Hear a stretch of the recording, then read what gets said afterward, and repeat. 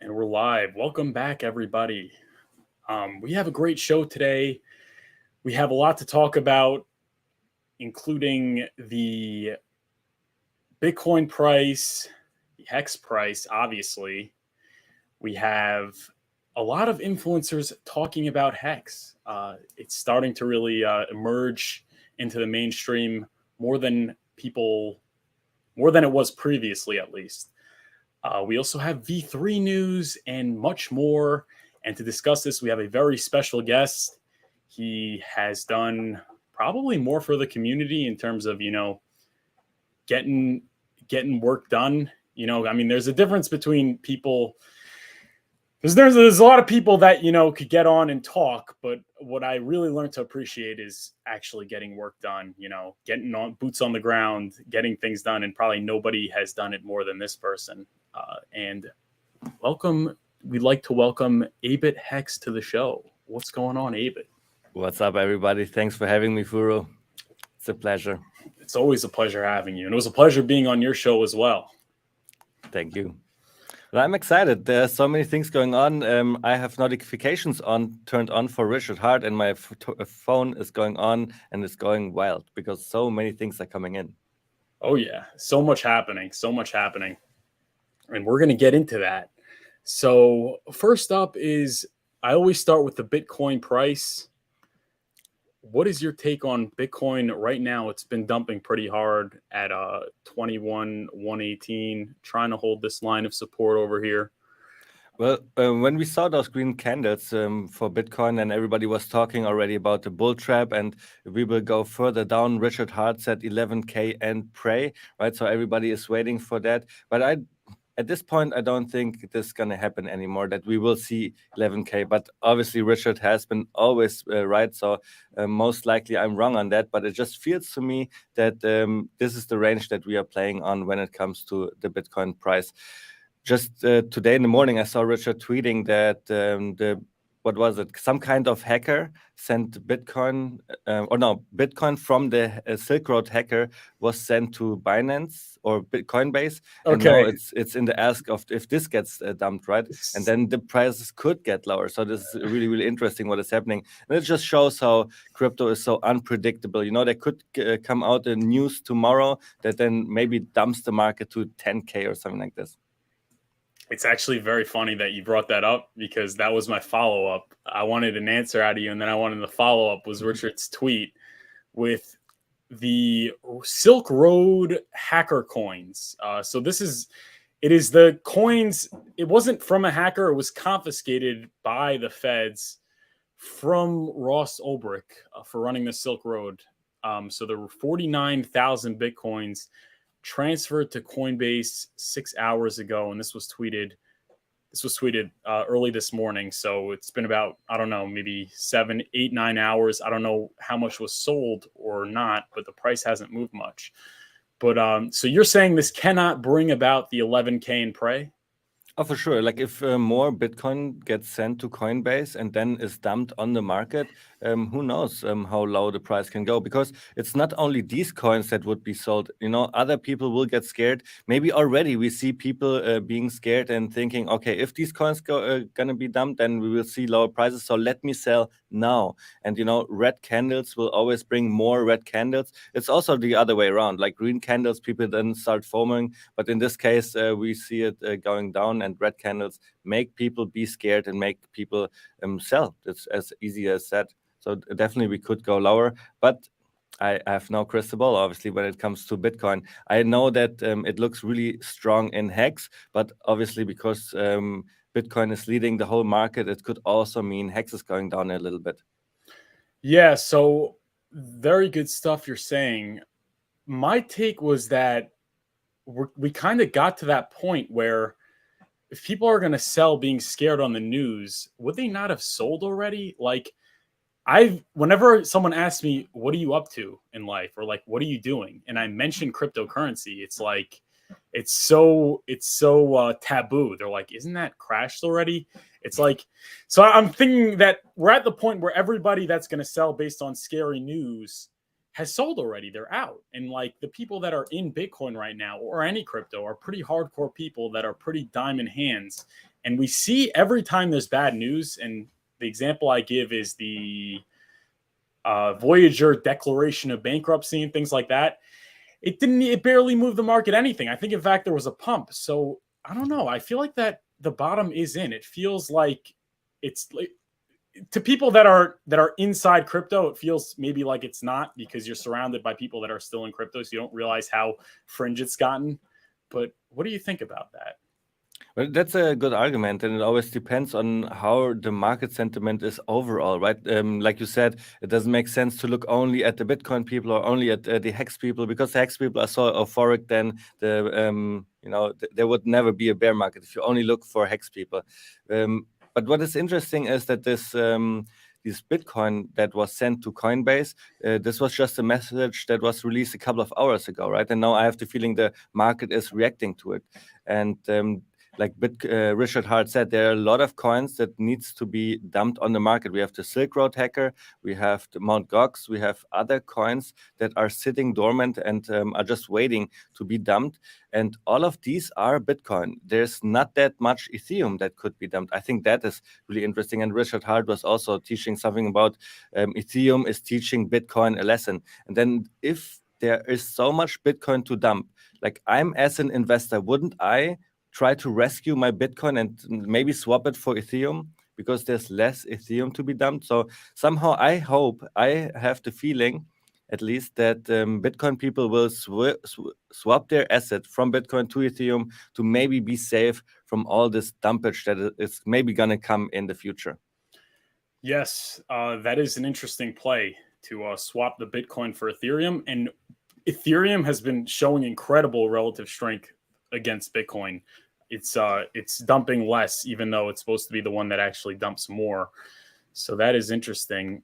One thing to notice, though, is that these are the daily candles, and I guess it was announced yesterday or this morning, and not much of a dump based on that news. And I have that feeling that if we were at like 40, 50K, you would have seen a very big dump. So I think we're getting close to the bottom, but I guess we'll just have to wait and see. I think 11K in Prey is out of play. Well, we saw the 11K at the Bitcoin, what is it called, GBT or something like this, like the derivative for Bitcoin. There it really hit 11K. So people were already saying Richard was right. That's true. Grayscale Bitcoin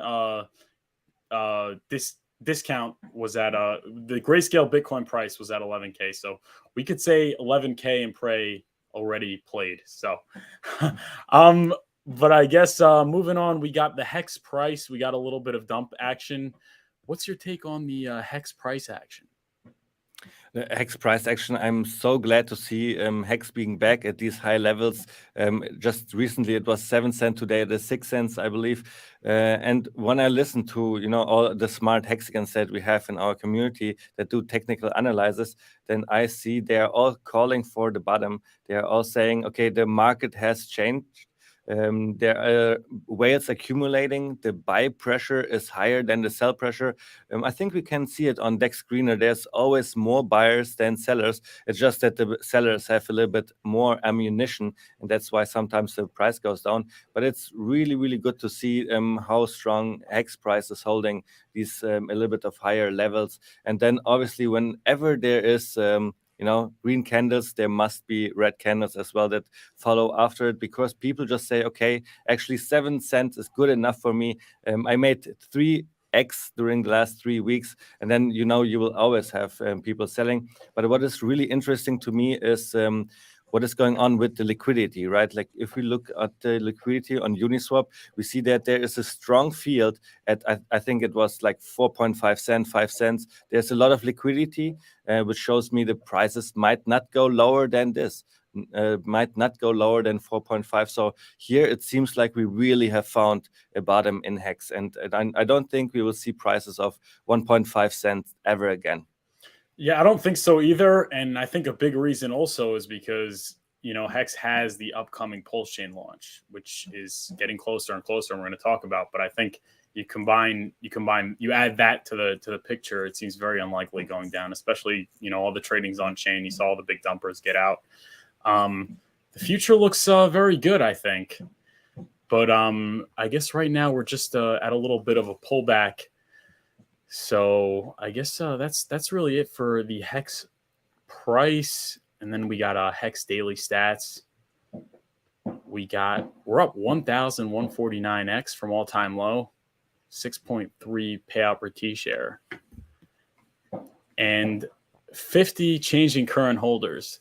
But what do you think about this onboarding that's been happening? So this was actually the first net decrease in current miners now in a very long time. But if you're looking, it's been like triple-digit change in current holders pretty much for a very long time. And this is the price being down 92%. What's your take on that? I think it is going amazing, and this is exactly what we want to see. And it was actually you last week who showed me that change in current holders. I was not didn't look at this metric too much in the past, but then I looked at it. We always have like 100, to 200, maybe 300 people joining a day, and I think this just shows for our great onboarding that we have. Because right now we are still in the bear market, or the market thinks we are in the bear market, right? And we were able to onboard more people than other coins, and I think this is really, really powerful. Yeah, I think the outbound marketing, the outreach that the Hexicans have, especially on social media, is really, really great, and makes us differ from other coins for sure, because we have a community. Yes, and I actually talked about this previously. Like, if you look at, there are a lot of other coins out there that have done over 1,000x even in one bull market, and obviously you have Bitcoin and Ethereum that did tens of thousands of X's, hundreds of thousands of X's for Bitcoin. But yeah, like all these coins that have performed so well, there's no really like community of people that are out there with their Lambos, and people that were ordinary people that have broken into the top 1%, just off cryptocurrency. You don't have that. There's no Sandbox Flex, even though Sandbox did pretty well. There's no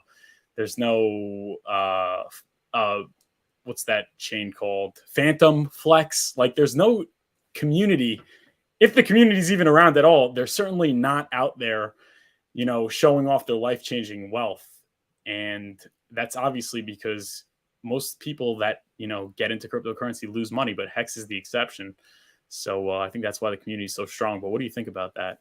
I'm thinking about this for like over 3 years now, because I started in crypto. Then with HEX, I first started doing memes. I got more and more into the community. I started doing YouTube, and then all the pumps came in, right? And I became financially free, and I was just able to do all these great things. But I'm thinking about this community thing for quite a while, and for me, it has two reasons.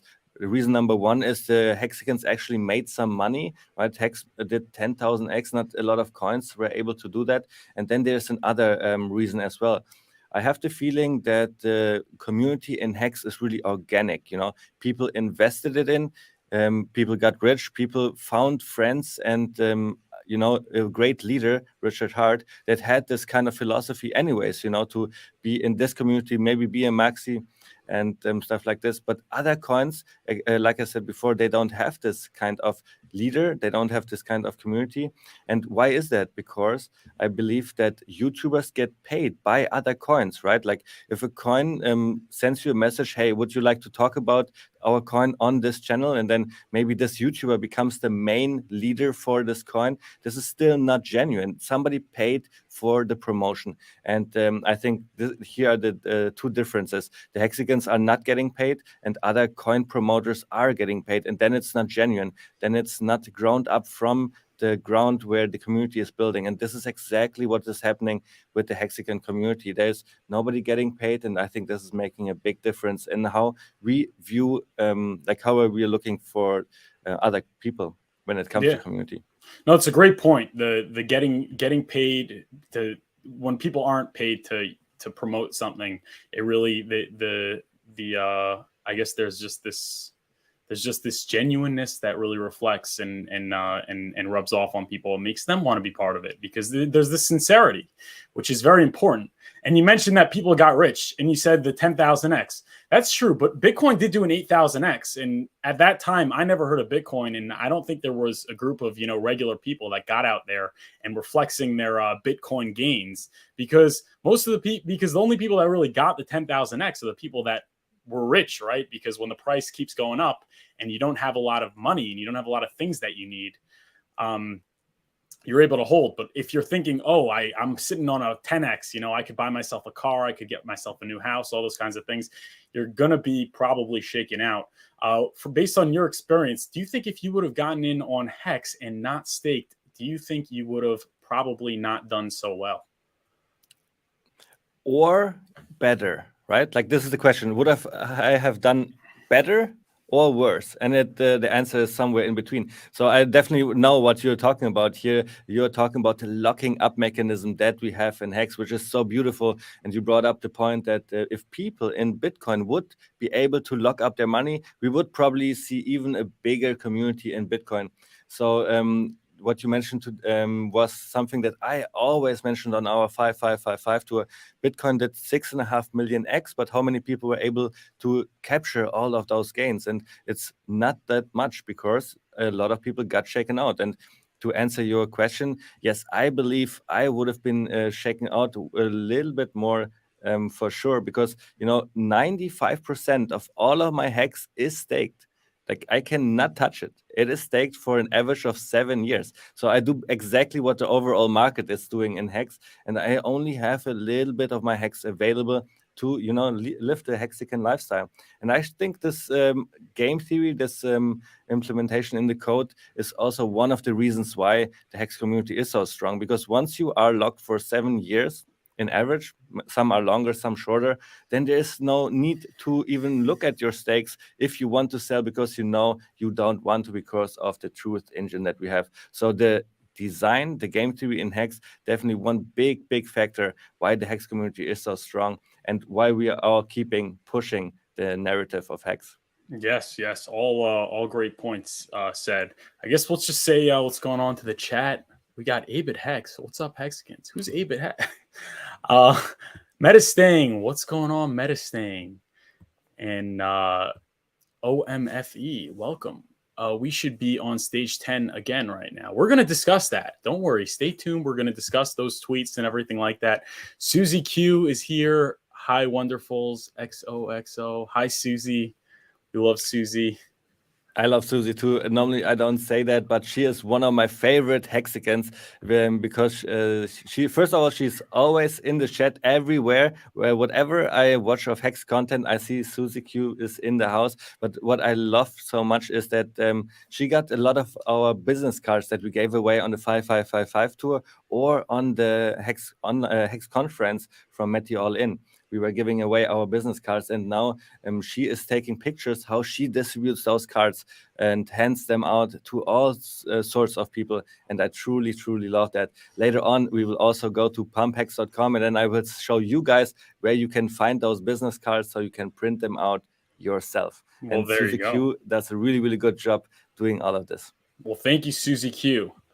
And then we got Crypto Bigfoot. What's going on? Moon Signal. And then Abit _ Hex Legend from Mika Gallardo. Definitely a legend. Yeah. So now I guess the next topic was the influencers. There's a lot of mainstream influencers now talking about Hex, either in a good way or a bad way, but it's definitely emerging into the mainstream for a variety of reasons. But we're going to get into the specific tweets. But why do you think all of a sudden, Hex is actually being talked about? Why all of a sudden is hard to say. But, one of the things that comes to my mind, imagine you're talking about Bitcoin reaching 100K and then it doesn't happen. Imagine you're advocating all of those different things and they do not happen. Like, don't you want to be right at least once as well? And just talk about HEX, so this coin will go up, or talk about Pulsechain, and this will change crypto forever, and maybe even bring the bull to crypto. So I think the people that are talking and start talking about HEX, about Richard Heart and Pulsechain, they also want to be right at least once, and this is why they are doing this. They have seen that Richard Heart changed crypto since the time that he is in crypto, since the early beginnings when he talked about Bitcoin. He was always advocating for it. Then later on, he changed his mind with Ethereum. Then later he brought us HEX. He made HEX. It's a better store of value, but it doesn't stop there, right? Like a couple of months after HEX came out, Richard Heart innovated crypto again and brought the most liquidity to Uniswap. Nobody was using it back then, and Richard Heart made Uniswap popular. And I think with Uniswap being popular, that's why we had such a great bull run this DeFi summer, I want to say. It was because of Uniswap, because Uniswap got so big. And again, this was because of Richard Heart. And then we also got the Pulsechain news, and the crypto space just acknowledged that HEX did 10,000x, that Richard is the best founder in crypto, and that Pulsechain is coming out. And now everybody wants to jump on the bandwagon. But you have to look how they did it. How did Ivan on Tech did it? Did Ivan on Tech speak about Pulsechain when he sacrificed? I cannot remember. Like, I did not hear him at all. But now that it's almost out, now that like the space is really cooking, now he's talking about Pulsechain regularly, almost every single stream, right? The same with all the other influencers. They did not talk about it when they sacrificed, but now that it is so close, they are talking about it. And I think it's because they want some credibility. So I thought they definitely, that is an interesting take, and I never actually thought about it, that they just want credibility because they've been so wrong so often. I think another thing is also that like they have a lot of followers, right? They like Ivan on Tech, 400,000 subs on YouTube. That's crazy. Like subscribers on YouTube are the hardest thing to get out of any social media thing, and he has 400,000. Then obviously you have Ran. He's got like 500,000. These are big names. Like these are the biggest names in terms of crypto influencers. I think a big reason why they didn't want to talk about it is because if they would have told their audience to buy it, right, then they would have gotten in on the same rate. And then at launch, they couldn't pump their bags because the people that they talk to, you're preaching to the choir already. Not as much new money could come in as you get it and not tell them. And then it comes out and then they got to buy it from you, right, at considerably higher prices. What do you think about that theory? At least I think this is exactly their spiel. I mean, even Ivan on Tech, I like Ivan on Tech so much, but I believe somebody showed that he has done such pump and dumps before, where he acquired the coin and then dumped it on his follower. So definitely not a good thing to do. But that's why I enjoy him being on the HEX side, in the Pulsechain side, to finally do the right things in the future. Because if you make this kind of money, then there is no need for playing these kinds of games that he did in the past. But we see more and more YouTubers, big names, right? Like BitBoy Crypto, for example, talking about Richard Heart as well, a lot. Then we have Heidi, and then just a lot of other names that are getting bigger. Yeah, so it's very interesting. So the case with Rand, where he did the pump and dump, the thing about these pump and dumps, though, is that they get these coins for free or for considerably lower prices. Like Costa went public at $1, and the seed round was 7 cents. So like once it launches, they may as well dump on everyone because they're up like crazy. But what's great about the Pulsechain launch is that there was no seed round or venture capital influencers that got in before you, so they're probably not going to want to pump and dump. You know what I'm saying? Oh yeah, for sure. But I also believe that we are not aware yet how many big influencers really sacrifice, or how many big sites really sacrifice.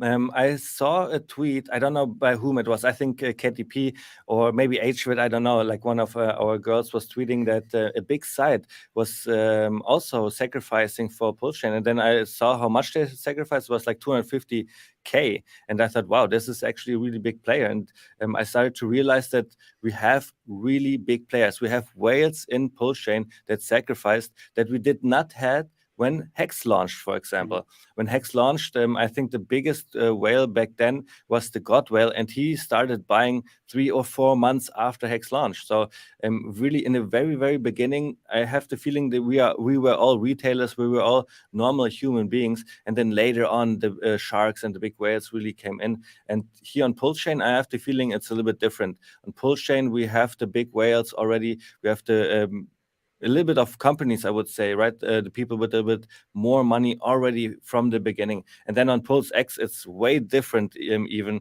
I think on PulseX, we have even more of such kind big money, smart money already invested. So it's going to be really interesting when it all launch, how it's going to turn out, because the same situation you were just describing, that we launch and a lot of sacrifices are already in the plus. We will have that with Pulsechain and PulseX. Depending on how much somebody sacrifices, he is earlier in the plus than somebody who just sacrificed the average amount of Pulsechain, for example, and this is because of the bonuses. Yes. So I guess I was going to mention the negative coverage by influencers, but you spoke about Ivan on Tech and Ran Nooner, so I think it would be better if we start off with the positive coverage. So first was from your friend Sami sharing the Ivan on Tech clip, which we could play now. So moving on, we do have news from Pulsechain, which is getting closer and closer to launch. This is going to be important. Why? Number one, I have sacrificed. So that's why, to me, this is a personal news update that I'm keeping an eye on. Let me know if you've sacrificed for Pulsechain. But number two, like, the community is crazy. The reason why I am updating on Pulsechain and why personally I'm excited is not necessarily because of the tech, because tech-wise, it's going to be like fast ETH, which we have many of. Like, we have Arbitrum, we have Optimism, we have this and that. Like, it's a million of them. But the community is on the other level, guys. Like, I don't know what to tell you. It's crazy. It's crazy. So when you look at the different blockchains, whether it's Ethereum, Optimism, Binance Chain, what is the difference? There's no difference. It's EVM, smart contracts. It's exactly like everything else. The only thing that is different is the community. That's where you actually can have an advantage. And whenever you look at a blockchain like Polygon, let's say, people are not really loyal to Polygon. Like, no one really cares about Polygon in the same way that people on Pulse care about Pulse. And what I mean by that is that, let's say you're an application on Polygon. I mean, you could move to Arbitrum. It's a few lines of code, redeploy all contracts, bridge the assets. It's very easy to do, actually. So in the space of EVMs, where everything is so easy, everyone can just switch. There's no loyalty, because, I mean, why would you have loyalty? It's the same tech. Everything is the same. You need to have something like a community where you only get the crazy community on Pulse. You only get the crazy HEX holders on Pulse. That's something that is unique from a fundamental perspective, not even tech perspective. From a fundamental perspective, that's very unique. So we're going to see how it will play out. But that's why personally I'm very excited. But basically, the good thing that Richard is doing. All right. So what's your take on that? I love to show those clips of Ivan on Tech, because he's basically talking almost daily about Pulsechain, about Richard Hart. So I like that a lot. In his last clip, he was saying that Pulsechain is really needed because Pulsechain doesn't have any admin keys. And all these other DeFi protocols, they have admin keys. And now the government can tell the smart contract to shut off or to distribute and use the admin keys. This is disgusting. And this is why we need Pulsechain. This is what Ivan was saying. But here in this clip, he was also identifying two other things that are really important, and which is the community. You cannot fork the community. There are so many forks of Ethereum out there, right? And a fast Ethereum, we have that already. He was mentioning that. But what you cannot fork is the community. And then what kind of community are we? We are HEX maximalists. We are Pulsechain maximalists. Like we love Richard Hart. We will not move. On other communities, it's different, though. There's nobody holding you back once you want to leave the Matic community, for example, because, for you, it is basically just to make money. You're not bounded to the community, but this is exactly what we have with Richard Hart. And this is so, so strong. This is a really strong argument, because all crypto is really just the network effect. And if you are able to get the network effect in your coin, then this is huge. Then okay, there's multiple access to be expected in the next cycle. And what I love is Ivan on Tech has especially addressed that in this clip. He has realized that the community is one of the most important things in crypto, and this is exactly what we have with HEX and with Pulsechain. So I'm really excited for what is about to come. Yes, and a lot of people don't even appreciate how big that is. That like he is one of the biggest influencers, and he has a lot of connections, and he is talking openly and favorably about Pulsechain.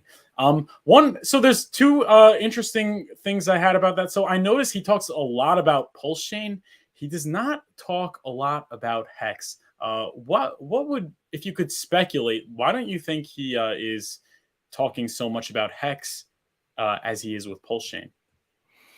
I think he's a developer and he probably likes to build stuff, and he can do that on Pulsechain. He maybe can build own projects on Pulsechain, and he cannot build on top of HEX. I would maybe make this argument. Maybe he also missed the boat on HEX. He was not in the early days, and now he has the feeling, okay, Pulsechain is actually really where it's at. And maybe at some point I would agree with him on that. Pulsechain is the new shiny thing. Because I think he has also realized that all the other people that are fans of Ethereum, are fans of Matic, they're not bounded to their community. And I think what will happen in this next bull run is that the people will decide, okay, in what will I invest? Will I invest in Bitcoin or Ethereum, or do I want to invest in something new, like Pulsechain, for example? And then I think a lot of people will go for the new shiny object. And in this case, it is Pulse. And in this case, it's really the best thing that they can do. So I think this is exactly how it will play out. I wonder, though, I must really say, why he's not talking too much about Pulse X, which leads me to the thought that, this layer 1 narrative is really strong.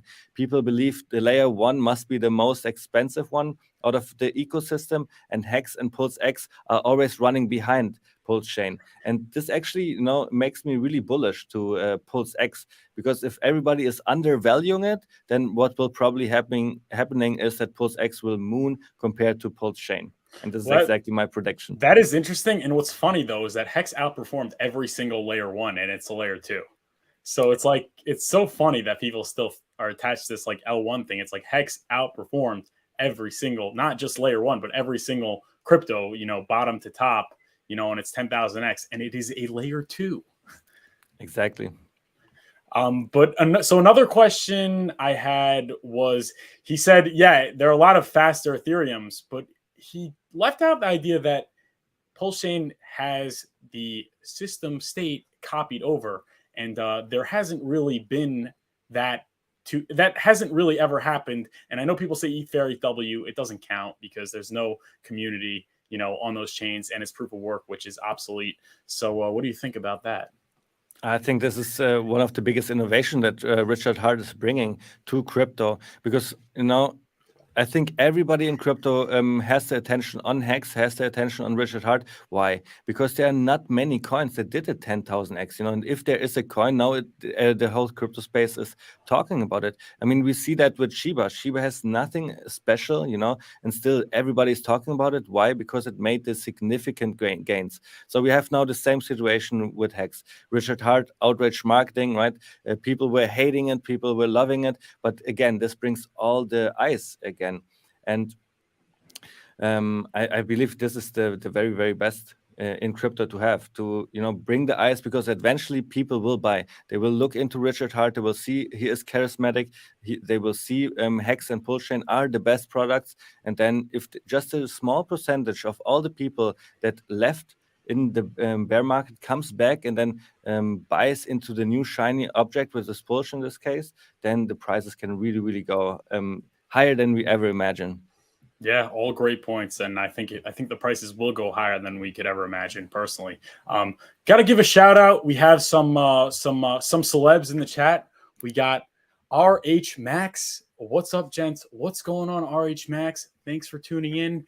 And we got Yori Hex. Have you heard of Yori Hex? Abit Hex. She is my favorite hexagon for sure. She does so much for HEX. It's unbelievable. Yes, and we have her TikTok tab, ready to go when we cover the TikTok stuff. Yori has been second to none when it comes to TikTok, and a a lot of things, but most prominently TikTok, which is the most important thing when it comes to outreach marketing. So shout out to Yori HEX. I guess so. Next up is the Ran Nooner clip. Let me just get that up here. Is this it?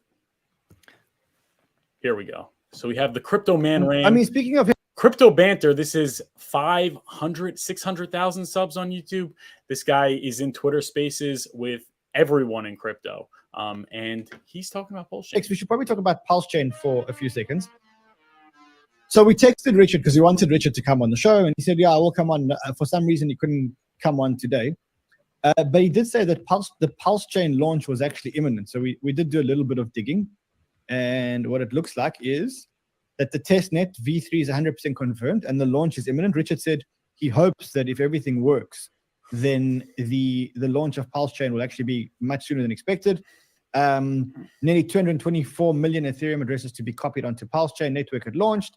623 plus validators. So looks like there is progress with Pulsechain. And I mean, the testnet is happening quite well. We also see that Richard Hart is tweeting, and he's saying in his tweet, says, I hope I'm able to help some people with some of my 300K followers. I retired 20 years ago. I'm here for you. Please try and give myself my free self-help books. You can download them. And he says, hold on, he says, or enjoy the world's largest free airdrop Pulsechain coming soon. So he is hinting that we are very close. And when we, I mean, so what is your take on the man Crypto Ran? The man Crypto Ran, yeah, I watched him a couple of times in the last weeks because they have a lot of viewers, right? They're talking about Bitcoin, Ethereum, about all the blue chips, and he was just mentioning Pulsechain, so I think that is big. And on their site, Crypto Banter, they always have between 10 to 50,000 people watching their videos. And when he is saying Richard Hart is about to release Pulsechain, this will make their viewers really excited now as well, because like I said, all the eyes are on HEX, on Pulsechain, on Richard Hart, and he mentioned the biggest airdrop in crypto history, and then I realized I didn't answer your question from before. What do I think about this marketing strategy to have the full system fork? I think it's brilliant. It's going to make it so much easier for us to onboard. All we have to ask now, hey, are you in crypto? When they are in crypto, then they probably have Ethereum. They probably have a lot of ERC20 coins. And now we can say, look, you can just switch the network and you will find free money on this new blockchain. Everybody will do it, and there are two options then that they can do. They can go to PulseX, sell their coins, which will result in transactions, which will result in PulseX being burned, and hopefully the price goes up by that as well. And they can the other thing can happen too, where they just say, oh, okay, it's free money. Airdrops are about to appreciate in the with time, so let's not touch that. And then they just become fans of Pulsechain. You know, they then start using that, and we really bring adoption to crypto. At least this is what I'm hoping for. So the full system set fork, I think that's the very, very best thing about Pulsechain, about the marketing that we have implemented here. And this will bring exactly the adoption that we want. Yeah, so there's like two things about what you said. So one is that the full system state fork, and also there is going to be a huge need for it, because you saw how high the Ethereum gas fees got up. It's like everyone's going to be complaining about Ethereum gas fees. What do we do? What do we do? And it's like, okay, switch your network and you can move your money and you can trade and do whatever you want for zero gas fees. You don't even have to use a bridge, which is insane. Like, it's like there's a huge need for it. And the second is with the with HEX, right? And like HEX obviously gives yield. There are so many people, millions of people probably, that were in BlockFi and Celsius and Nexo, and they got completely ruined. And these people are in the market for yield. And so they're in the market for yield. They're going to hear they can earn more yield without counterparty risk. That is going to bring a lot of people in. So you have a huge market of potential onboards, and you have the solution that they're looking for. I mean, really, the sky's the limit. 100%. And I mean, the people can come in and they can stake HEX short term, and they will also be able to make yield on Pulsechain, right? Single-sided staking will be a thing, and all of these things. And it's really going to be interesting how it's playing out, how people will use Pulsechain from the beginning, and then how fast or how long will it take until they then see PulseX and how PulseX is performing, especially with the buy and burn, which I have the feeling this is nothing like this out yet in crypto. Yeah, absolutely. I guess next up is okay, here we go. Let me share the screen. So we were talking about the people that have been covering it in a positive light until now. And I used to say that like Pulsechain is like the biggest thing that's going to happen in crypto that no one's talking about. But I guess a lot of people are talking about it now. So I'm going to change it to nobody's talking about it the way they should be talking about it. And because they're obviously speaking negatively. First up, we have Justin Bonds. Justin Bonds has he's got over 40,000 followers. He is a crypto hedge fund chief CIO, chief I don't know what that means, officer. Chief investing officer. So stay away from HEX. It is clearly a scam, technically not a Ponzi scheme, but something worse. HEX enriches its founders through Ponzi-nomics, collecting all raised funds and a majority of HEX supply. Caught manipulating the ICO and faking usage only scratches the surface of this con. What is your take on that, Abit HEX? Well, I think this guy is known for, just saying bad things about HEX. And then you can go back and look at his tweets that he made about HEX. There's a search function in Twitter. You can really find when is this guy tweeting about HEX and what did the price do since then, since the early beginnings, since he was slandering HEX. And the price is up against Bitcoin. Crazy times, like 200x, 300x, the HEX price is up against Bitcoin. So, there's no validity to his words. And I was actually reading this thread about HEX as well, because I obviously like it. Whenever people talk about HEX, if it's positive or negative, I don't care, because I know it brings the eyes to HEX, and some people of his followers will now look HEX up. They will see Richard Hart, they will see the community, they will look into the pumper mentals, right? He was calling them Ponzi mentals or something like this, and then these people will be convinced that HEX is actually a better product. So he is actually helping us with what he is doing here. But what I really hate, I must say, is when I read his tweet and there's so much false information in there, right? Like some things are maybe correct, right? It is enriching the founder. I could go with that. I could definitely see that. HEX, Richard Hart probably has a lot of HEX, and when the HEX price goes up, that is enriching the founder. But he's not even cashing out. This is exactly the point, right? So Satoshi Nakamoto did also. He made a coin and he mined it himself, all by himself. So he was enriching himself as well. And today the price of Bitcoin is, like, I don't know, $30,000, $20,000. So I think Satoshi Nakamoto is one of the richest people in the world because of the coin that he created. But it's not about that at all. Like, if you invent a coin and the people buy it, the price goes up. Obviously, you now have more financial energy that you would have if you would have not created the coin. But we can see it all on chain. Richard Hart is not selling at all. And, all this selling fear that the people have is totally stupid, because there's a liquidity of $10 to maybe $20 million in HEX. I don't know exactly the number, but this is around, like, ballparking it here, right? And if big players, if whales and sharks would like to cash out of HEX, they could not even do it. Like, these players that we have, the whales and sharks, they are diamond-handed. They know they want to hold for a long time, especially with what we have seen in the past. I mean, if we look at the God whale, he has an average staking duration of 9 years, so even longer than the average market. But to come back here to Justin, he's saying so many wrong things in his tweet. I was even tweeting under this and saying there's a lot of things wrong with his arguments, with his research that he did, and this just shows that he did not do any research lack of research. Lack of research. That's exactly it. And he's just making those claims. Why? he's probably trying to protect Bitcoiners to not go anywhere else but Bitcoin. And this is exactly the behavior that we see from maximalists, right? Then when you are a maximalist, you don't care about maximum gains anymore. You just care about protecting your tribe. And I think that's exactly what he's doing. But at the end, I want to summarize, it is good for HEX. It will bring the eyes to HEX, and some people will look into it and buy it.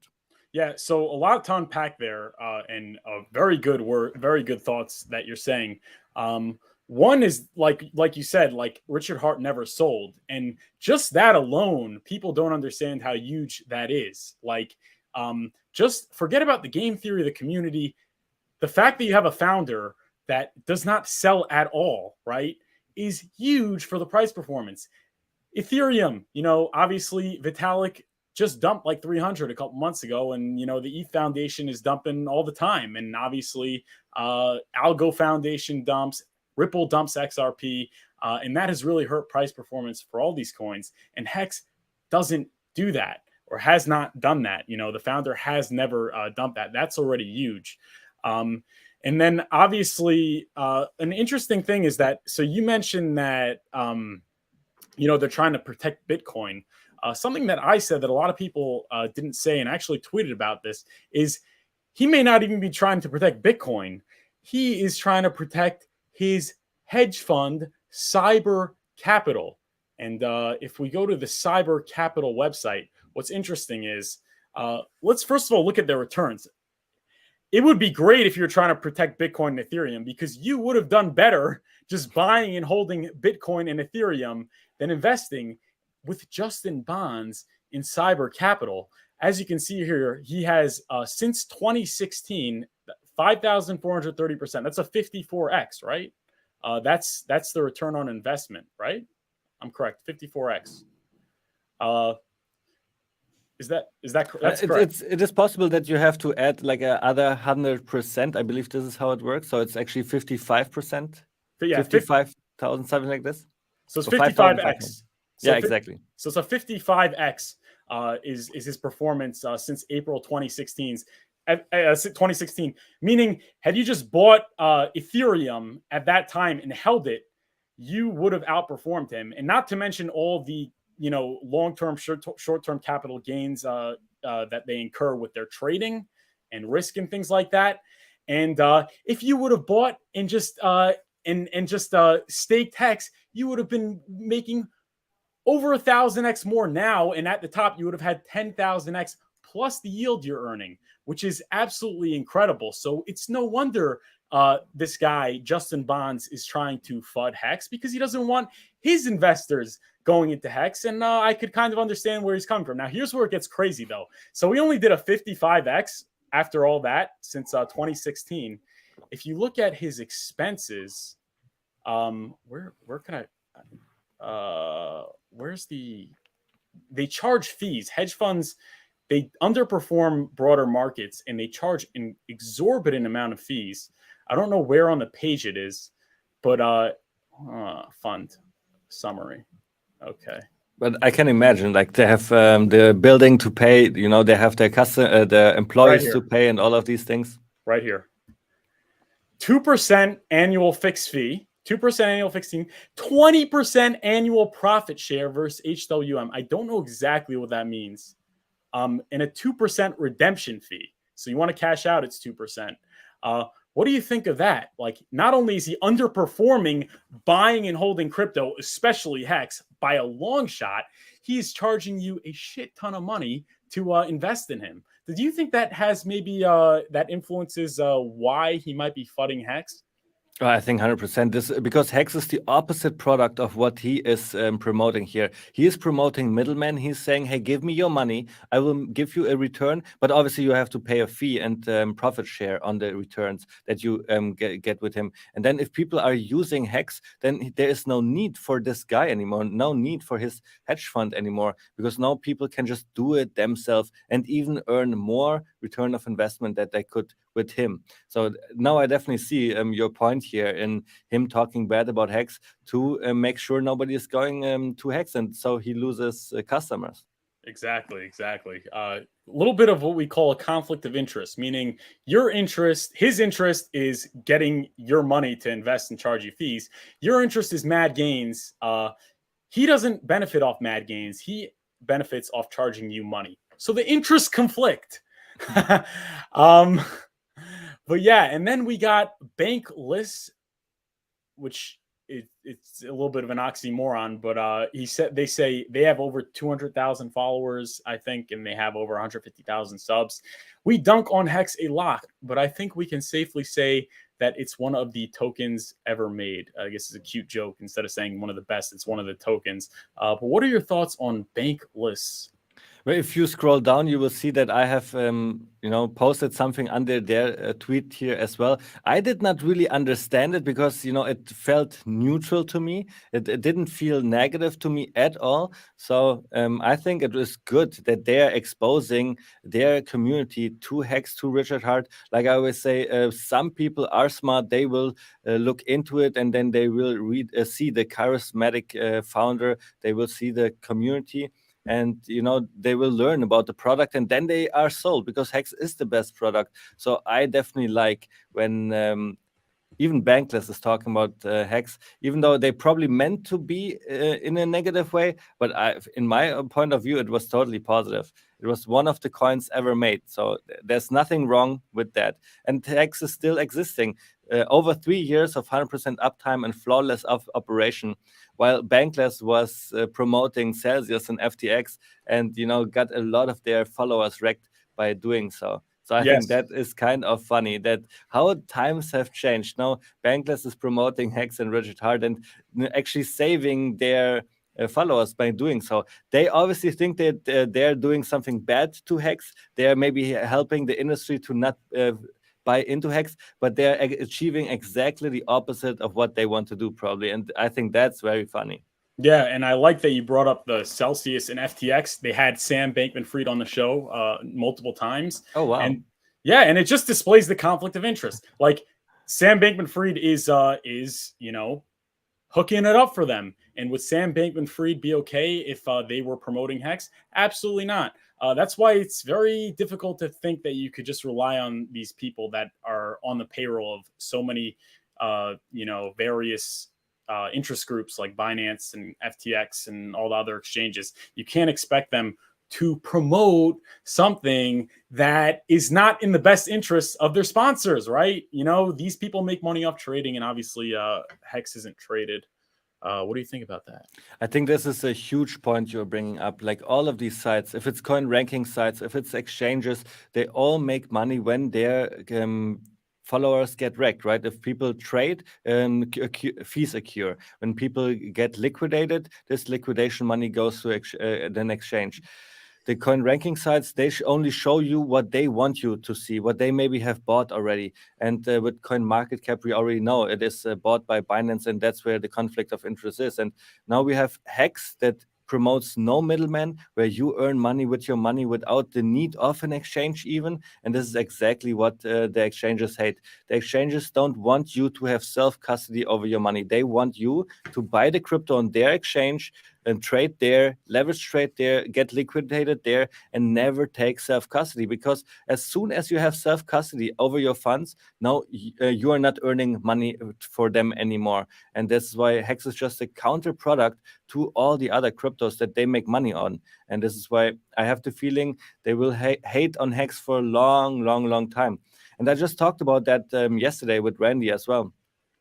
Why is that? And will that ever change? Will the gatekeeping ever change? Will the censorship of Hex ever change? And I believe no. And this maybe sounds bad at the first, but now if you think about it, it's actually really, really good. We are in crypto to get rid of middlemen, and those exchanges, they present middlemen. Those coin ranking sites, they represent middlemen, and we want to get rid of them. So it's actually really good, I believe, for Hex, for Pulsechain, if they don't adapt us, basically. Why? Because Hex was not on those sites. No no exchanges, no coin ranking sites. Nobody was talking about Hex, and Hex was still able to do 10,000x. And this just shows us that we don't need them. They basically need us. Is exactly my point.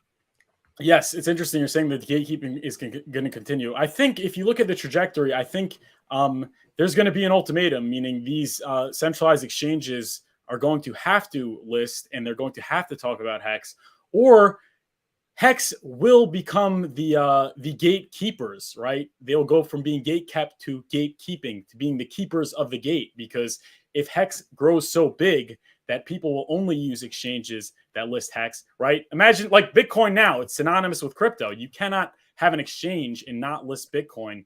So I think the same, or else suffer the consequences of going out of business because no one's going to go to you. So I think the same thing will happen to HEX. I think they're going to have no choice. But at this time, they don't really have that. They have the luxury of gatekeeping. But what do you think? Well, I think with HEX, they might be gatekeeping a little longer. This maybe take 5 years or 10 years, this scenario that we were just mentioning. But with Pulsechain, I hope that this will be a little bit earlier, where the exchanges are maybe forced, like you said, to list Pulsechain, because if they don't, they look stupid and nobody will use their exchange anymore. I have the feeling with the next bull run that is about to come, crypto will really change. Crypto will go from centralized entities and centralized exchanges over to DeFi. It happened already. This bull run, I always call it the DeFi summer, right? Because everything was really DeFi. We saw that Coinbase in the beginning of the bull run had more volume than Uniswap, and then at the end of the bull run, it totally changed. Uniswap had more volume than Coinbase, and this just shows how DeFi has grown. And now I think the next bull run will really be concentrating on 100% DeFi, and this is exactly what Pulsechain is. And you know, the gates are basically opening up for a huge bull run for Pulsechain, because it is the DeFi how it is supposed to be, and I don't think anybody else does it like this. And that's why now, with the situation, with all the influencers talking about it, with us, the Hexicans, having such a strong community, it really can make a big difference. Because in the beginning of HEX, we had nothing like this. You know, the attention was not there. The community was not formed yet. We were not mentioned on coin ranking sites or exchanges anyways, right? So we never had that. But now we have all of these things going on for us. And this will bring Pulsechain 14,000x in the first 2 years. I think that's my statement. Okay. And I think I'm a little more optimistic than you. You're saying 5 years to end the gatekeeping. I think it's happening already. I mean, everyone's talking about it. I think maybe a year or two at this trajectory, because I mean, just look at what's going on, man. I mean, everyone, Altcoin Daily. Anyone else noticing the major Richard Hart rebrand happening now? This guy also one of the biggest people in crypto, with over 1 million followers on Twitter, I believe. You can't hover on it and see anymore. But this is indicative that he's not just aware of HEX, he's watching it very closely. What do you think about Altcoin Daily's statement? Altcoin Daily was watching HEX since the early days. When HEX came out, he was watching it already. Like people were always in his chat, and he was even making statements, but he was never talking about it. He, just like other influencers, he was scared. But now that he saw HEX at 10,000x, now that he saw Richard Hart is the best founder, now obviously he's talking about Pulsechain, and he does it like Ivan on Tech really regularly.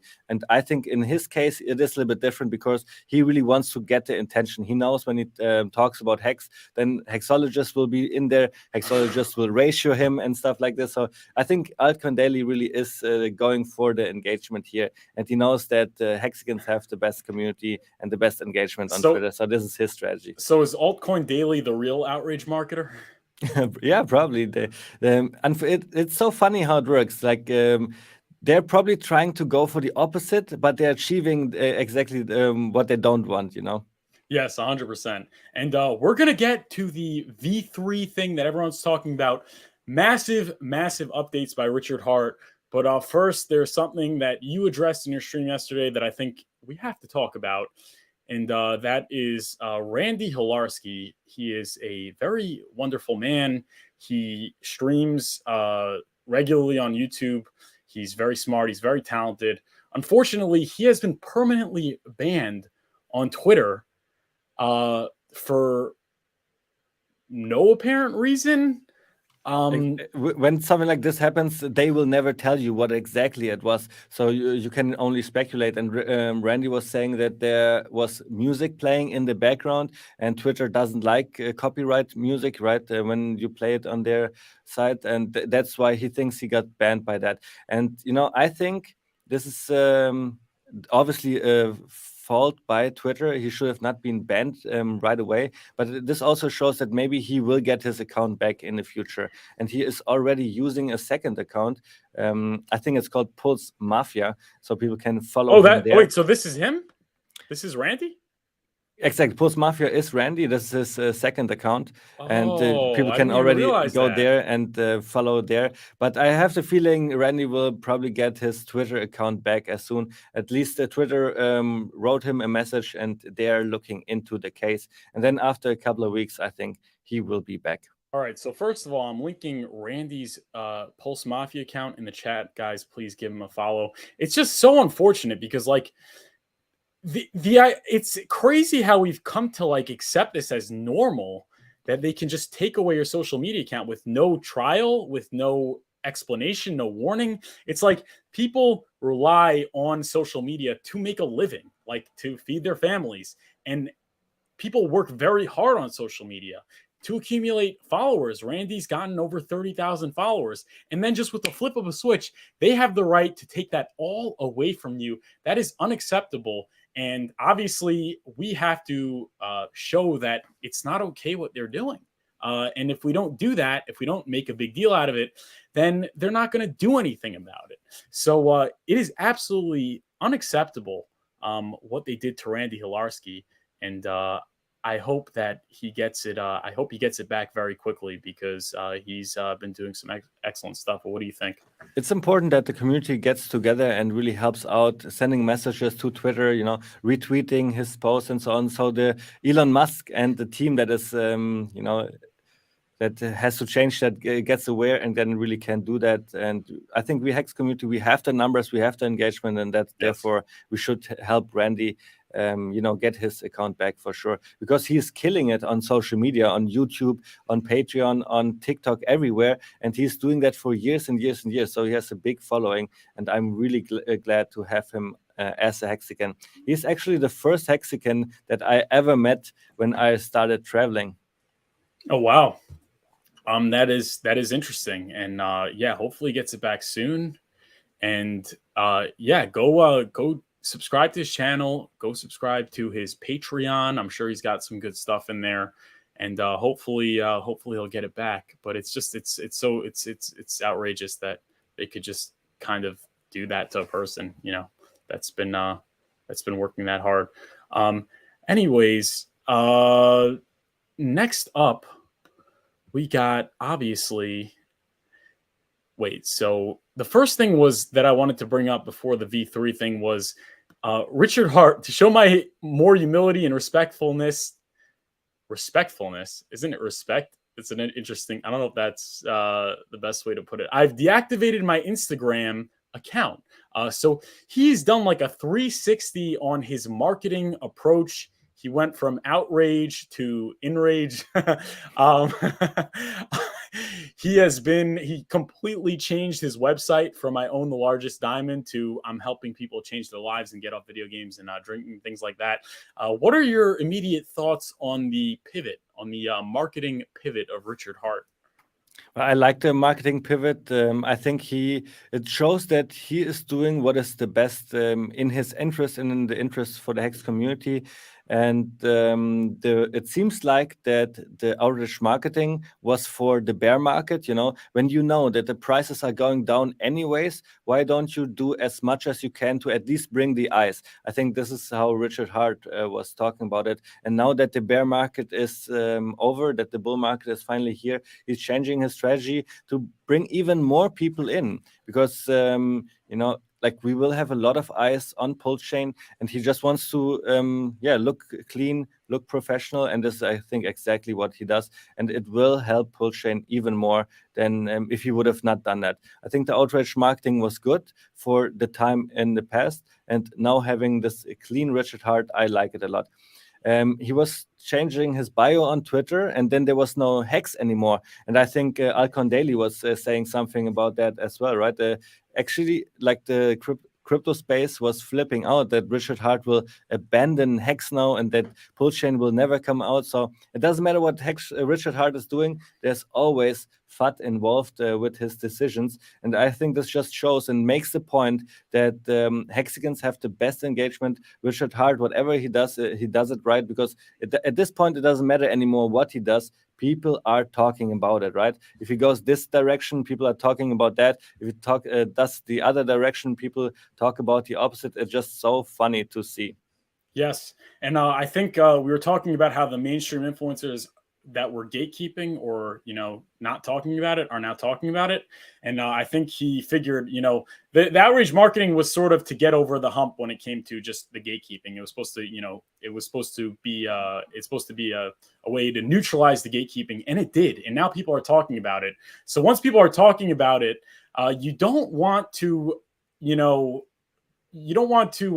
I guess, feed into the negative commentary. Like, you don't want to validate the bad things that people are saying, because a lot of these influencers are saying bad things. And if they go to Richard Hart's Twitter, they obviously don't understand outreach marketing. So they're just going to feel like, there's credibility to what, let's say, Altcoin Daily saying, or what the Justin Bond, whatever that hedge funds guy's saying.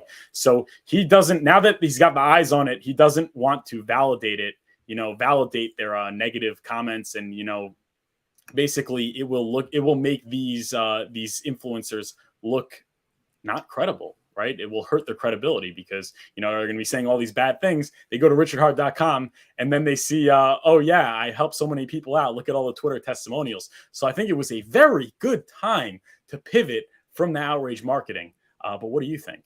Yes, I agree. I think it's the right time. And, about this validation, I was not even thinking about it. If Richard Hart does outrage marketing and then somebody like Altcoin Daily says Richard is a scumbag or whatever, people go to his site and they see this outrageousness, then they would get this confirmation, right? So I totally agree with you that it's the perfect time for Richard Hart to change, because all the eyes are coming on HEX, on Richard Hart, on Pulsechain, because this is going to be the new thing in crypto, and everybody is going to just flock into it. I have the feeling.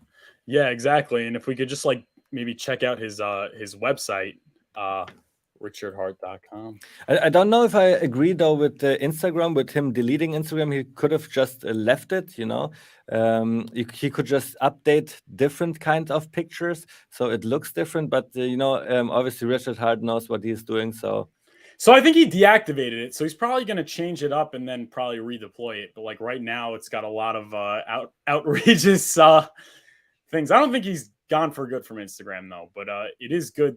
I don't know. But that is an interesting point. Eventually, he will come back. But what you are showing here right now on richardhart.com, I have not seen that yet.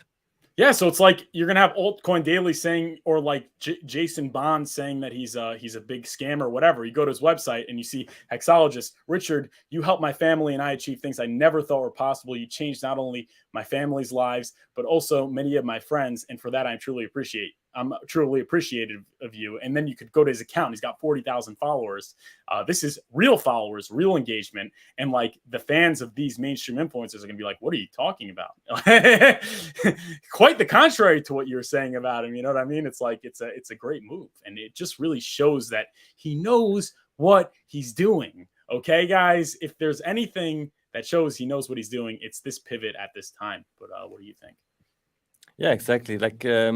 I think the strongest point you made here is that now people are coming to the site richardhart.com. There's no outrageous anymore, so people don't get scared, and they actually read all those testimonials. And I think this is social confirmation. I think this is what the people are getting here when they go to richardhart.com, and this is, I think, what we human beings want to see, because we want to belong to a community. And then when the people see that, they probably decide to be part of this Richard Hart community when they see all of those testimonials.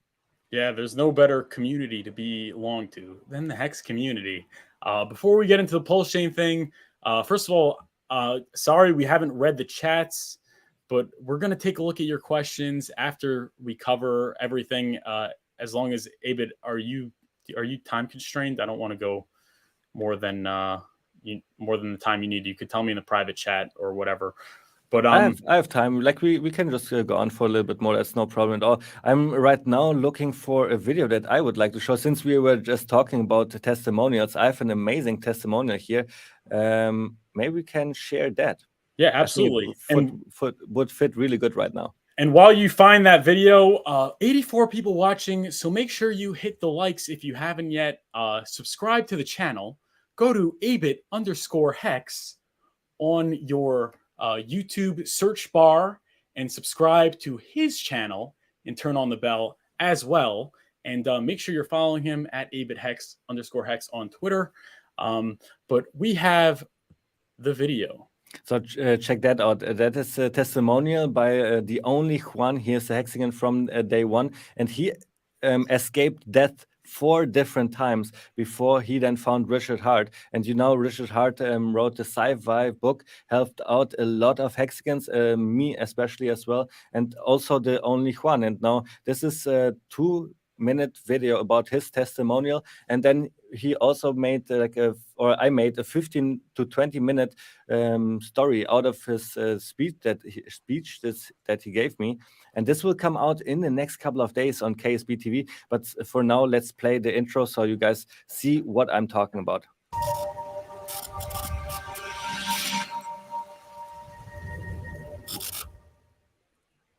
I painted a rock one time and I called it the razor's edge, you know, like you can fall off. You know, it's such a razor sharp, thin edge from death to life. You know, it can happen so just in a split second. At some points, I've come within seconds of dying. Started looking at these things like they're God wings. Within 30 minutes, I was in a coma for 10 days. And I heard a voice that said, "John, you don't have to drink anymore." You know, I'd been an alcoholic all my life.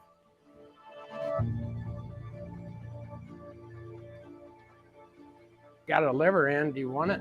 Because they've got to ask you. I said, hell yeah, let's go. Let's rock. So we're flying down the hall, go through these double doors, 40 people jump into action, you know, and I mean, it's game on. I was going to get a liver. Here I was, #1 in Texas, been waiting 3 months, had hours to live, you know, or I was going to be just, all of a sudden they stopped. Oh shit, I didn't know what happened, you know, about the insurance, but I knew something bad happened. You know? Well, this is it. So I saw one video of Richard Hart and I went, that dude is my new guru. At least some honesty. I could see the honesty and integrity, you know. I was so far down, you know, that spiritually it started to make sense to me, you know. Looking at Hex in a kind of a new way of life. I mean, you know, you've got, here he is with Richard with a sci-fi book that says, get rich, be loved, live forever, you know, and I took that to heart, man. I was going, yeah, all right.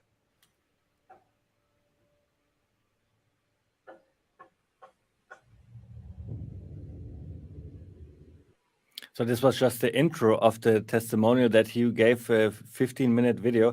We can just go to KSB TV really quick so you can see what I mean.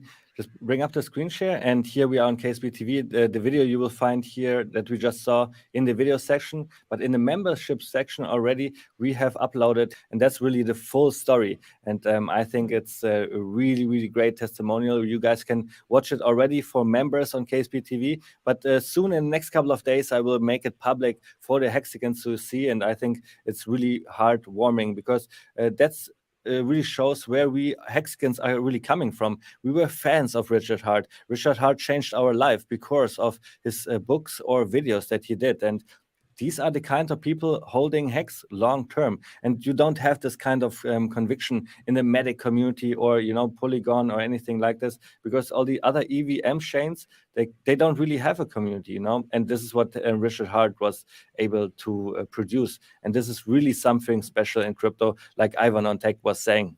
Yes, well said. And you cover that beautifully, and that video was produced beautifully and professionally, like everything that the Crypto Sparbook team does. So make sure you go to ksb.tv and check out all their stuff. Become a member of ksb.tv and subscribe to Crypto Sparbook and ksb.tv. right now, actually. We got 88 people watching, so go do that right now. And next up, we have the main story of the day, which is the Richard Hart Pulsechain updates. Whenever there's an update, really Twitter really gets lit up. So I think this was the one from 2 days ago, but I didn't cover it yet. We could look at that, and then obviously we'll go to the more recent ones. But he said, news from 13 hours ago, Aragon catching up from October 4th, now on mainnet, panicked due to a peer being added to a time-cached blacklist, which means the peer had bad data or was not responding. It was on stage 10 of 15 and moving along nicely. Started up the sync again, and it appears to be reprocessing all the blocks from October 4th. It downloaded the headers and is currently downloading all the bodies from that time. He gives like the time frame for each of them. Stage 6, 12 minutes, 37 seconds. Stage 7, 30 hours, 35 minutes. Stage 8, 2 hours, 16 minutes. Stage 9, 1 hour, 10 minutes. But I guess we don't have to read the whole thing. It's just very, very, very technical. But he says TLDR, which means too lazy, don't read, which is what we are. Everything is going fine. No code needs fixed or written. We're just waiting on stuff to sync. When you start running your own validators, you'll get to run into some sniggles once in a while too. Smiley face. Once you're up and running, it's usually good to go for a long while. And then we got posted on. I was looking for a good explanation. He gave one, so go check out his Twitter. He's small Twitter, but he said, layman, the first sync till October 4th is officially in the books. We caught a pesky peer syncing error during the journey to the current block, but now trying to resync starting the way back from back at stage 5. Some may be inclined to panic at the sight of a syncing error, but know that it's all just part of the syncing game and that errors are common as a coffee stain on a white shirt. No need to rewrite any code or call in the exterminator. This error is simply a blip on the radar, not a fully blown bug. So keep calm and party on, my friends. And then KDP, that's always my go-to when it comes to like Pulsechain launch updates. Same. She's done some excellent work, so go subscribe to her. Go follow her at KDP Crypto. Pulsechain news, Richard just stealthily confirmed Pulsechain will be faster than ETH. Pulse will burn faster than ETH. And yes, thank you to the Pulsechain devs. So I guess, what are your initial thoughts on this update? Well, first of all, I must say I like it a lot that Richard Hart is on Twitter so much again, like giving us updates and so on. Obviously, all of his tweets, they are gibberish to me. I don't understand too much of what he's saying. And then if he's saying something like, okay, there is a bug, or this needs to be fixed, and for me as a normal user it sounds negative, because I do not know how long does it take to fix a bug, how long does this take or this take. And that's why it was so great that the other hexagon here was explaining right away there's no need for delays or anything like this. This is normal, and this really calms us down. And then at some point Richard Hart was also mentioning that, oh, look, the bug is already fixed, and it just happens, these kinds of things. So I like that Richard Hart is tweeting a lot. For me, I think I always need a little of explanation from Richard Hart where he puts it in easy terms. I would like to see that, but obviously, therefore, is the community already explaining every single tweet like you just showed it. Yes, very, very well said. And then this is the is my screen still shared, right? Okay. Yeah. So so this is the most recent one over here, which came out today, right? Or yesterday. So Pulsechain update, Aragon released a bug fix. Yay. Pulse Aragon is still syncing using the latest version with fix, so it won't run into that bug. So the bug's gone. Execution date is on December 18th. So only 79 days, 17 hours of blocks to execute before stage 8. Let's get the TLDR, baby.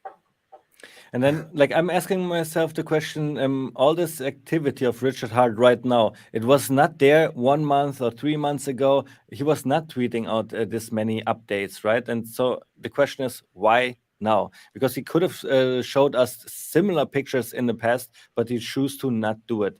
And I always look at my own behavior. What happens, like, if I tweet a lot, if I post a lot, what does that mean? It means that I have something to share. I have something to make public, right? In something like in this regard. And it seems like Richard Hart is doing the same thing. Like right now, he's giving us all of these updates, even though he maybe could do less, but he chooses to inform us in this kind of way. And it feels to me because he has something to share, something that is about to come out. And in this case, we all know it's testnet V3.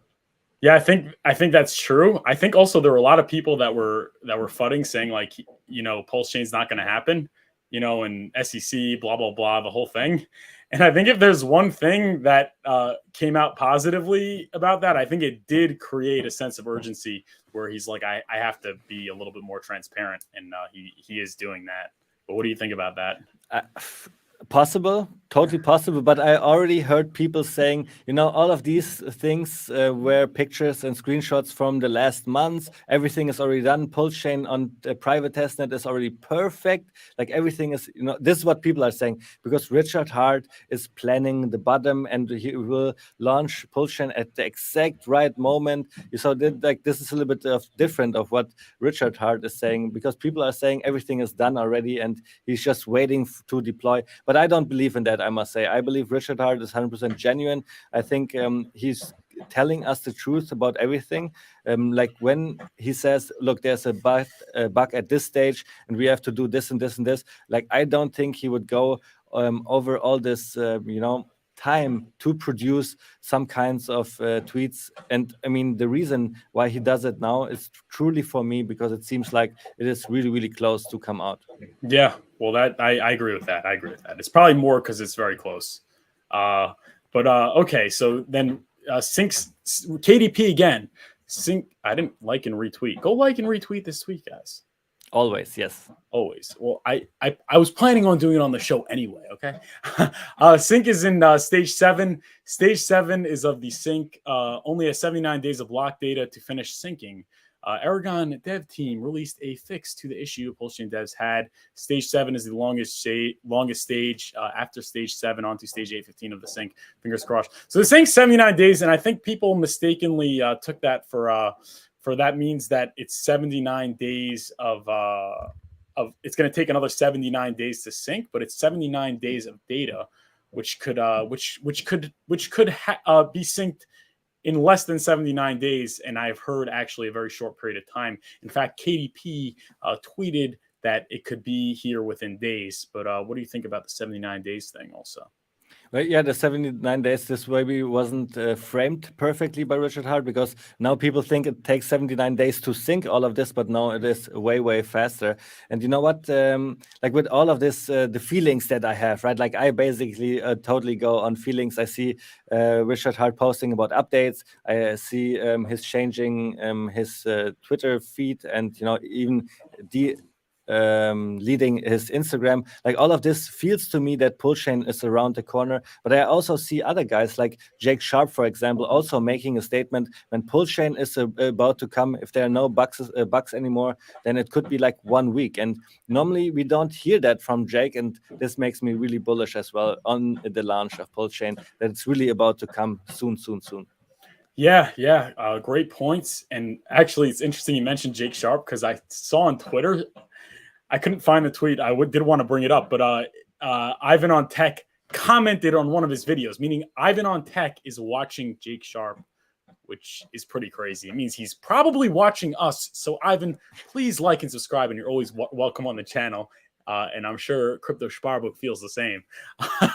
Yes, 100%. But and just further validation of the 79-day thing. Obviously KDP tweeted that and then said that she's saying it could be days away. So I guess we have to let's move on from the technical stuff and tell me your V3 time frame. What do you think if you would have to give it a day? if you have to give me, if you You dare have to give to. me, You have if you to. dare to give me You one, have to. I would say it is in 2 weeks. But I have always been wrong on my time estimations. On the 5555 tour, we wrapped a car into pulsechain.com because we thought it could come out any moment. Well, since then, it took almost 2 years, right, since the sacrifice for Pulsechain to be that close. But with all the things happening, it really feels different to me nowadays compared to, like, for example, 1 year ago. So 2 weeks, I gonna say, is my next time estimate for Pulsechain to come out, if there is no bugs 2 or more anything weeks. like this.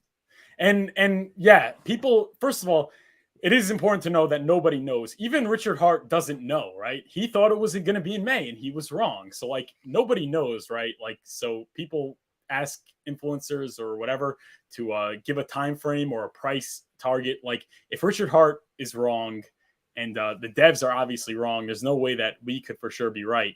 But you did say 2 weeks and you did say there's a sense of urgency. And I've been saying that, yes, in the past, everyone was saying 2 weeks, but I think that there was this sense, you know, back in May, right, where like E2.0 was released following that, right? And there were just a lot of things that they could have added on. You know, there wasn't this sense of urgency because Bitcoin was on its downtrend. And, you know, Richard obviously saw that there was a lot more downside to go. So he felt like may as well make it better, right? You know, we're going 11K. But obviously, he doesn't want to miss. I don't think he's timing the market. Like people think he's like waiting there with like Pulsechain already and it's all fake and he's just waiting for that moment.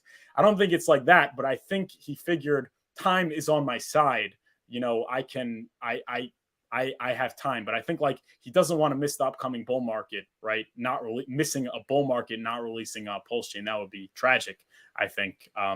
So I think there is more of a sense of urgency and less leeway, you know, to keep on kicking the can down the road. But what do you think? Well, now I think we can ask 2 questions. First, the question, when will the bull market start? Like, let's say the button is already in for the entire crypto market, Bitcoin button, HEX button, so we can already see that. And now we have to ask, when does the bull really start? Is it like next month, or is it in 15 months, something like this? So we have a time period here, right?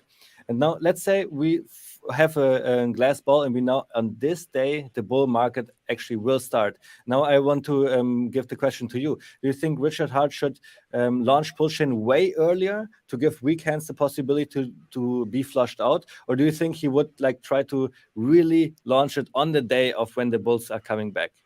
I think it's better because he can't know for a fact. That's a good question. But I think it's better to just launch it. And I think getting rid of the weak hands certainly doesn't hurt. I think it's a good thing also. But I think it's better to just launch it because you don't know. And if you wait, you might miss it. You might miss, you know, the biggest part, you know? So exactly like, that. People don't know the bull market's running until like we're already considerably into it usually. Yes. So 100%, and this is exactly my point. So my point is that Richard Hart will not wait too long anymore for, you know, the bull market will come here in the next 15 months, let's say, and I don't think he will wait all the way to release Pulsechain, and therefore I believe it's not 100% done yet. He's showing us the updates, and as soon as it is done, he will then release it, and this shows it is totally possible that it will come out in the next 2 weeks, because I don't think he will delay and wait on Pulsechain just so he can say he launched it at the very moment when the best green candle was there, because, you know, maybe the bull market already started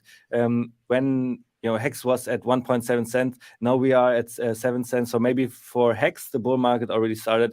It would not be the first time. You know, when HEX launched 3 years ago, it also took like 2 or 3 or 4 months for the crypto bull market to really accelerate, you know?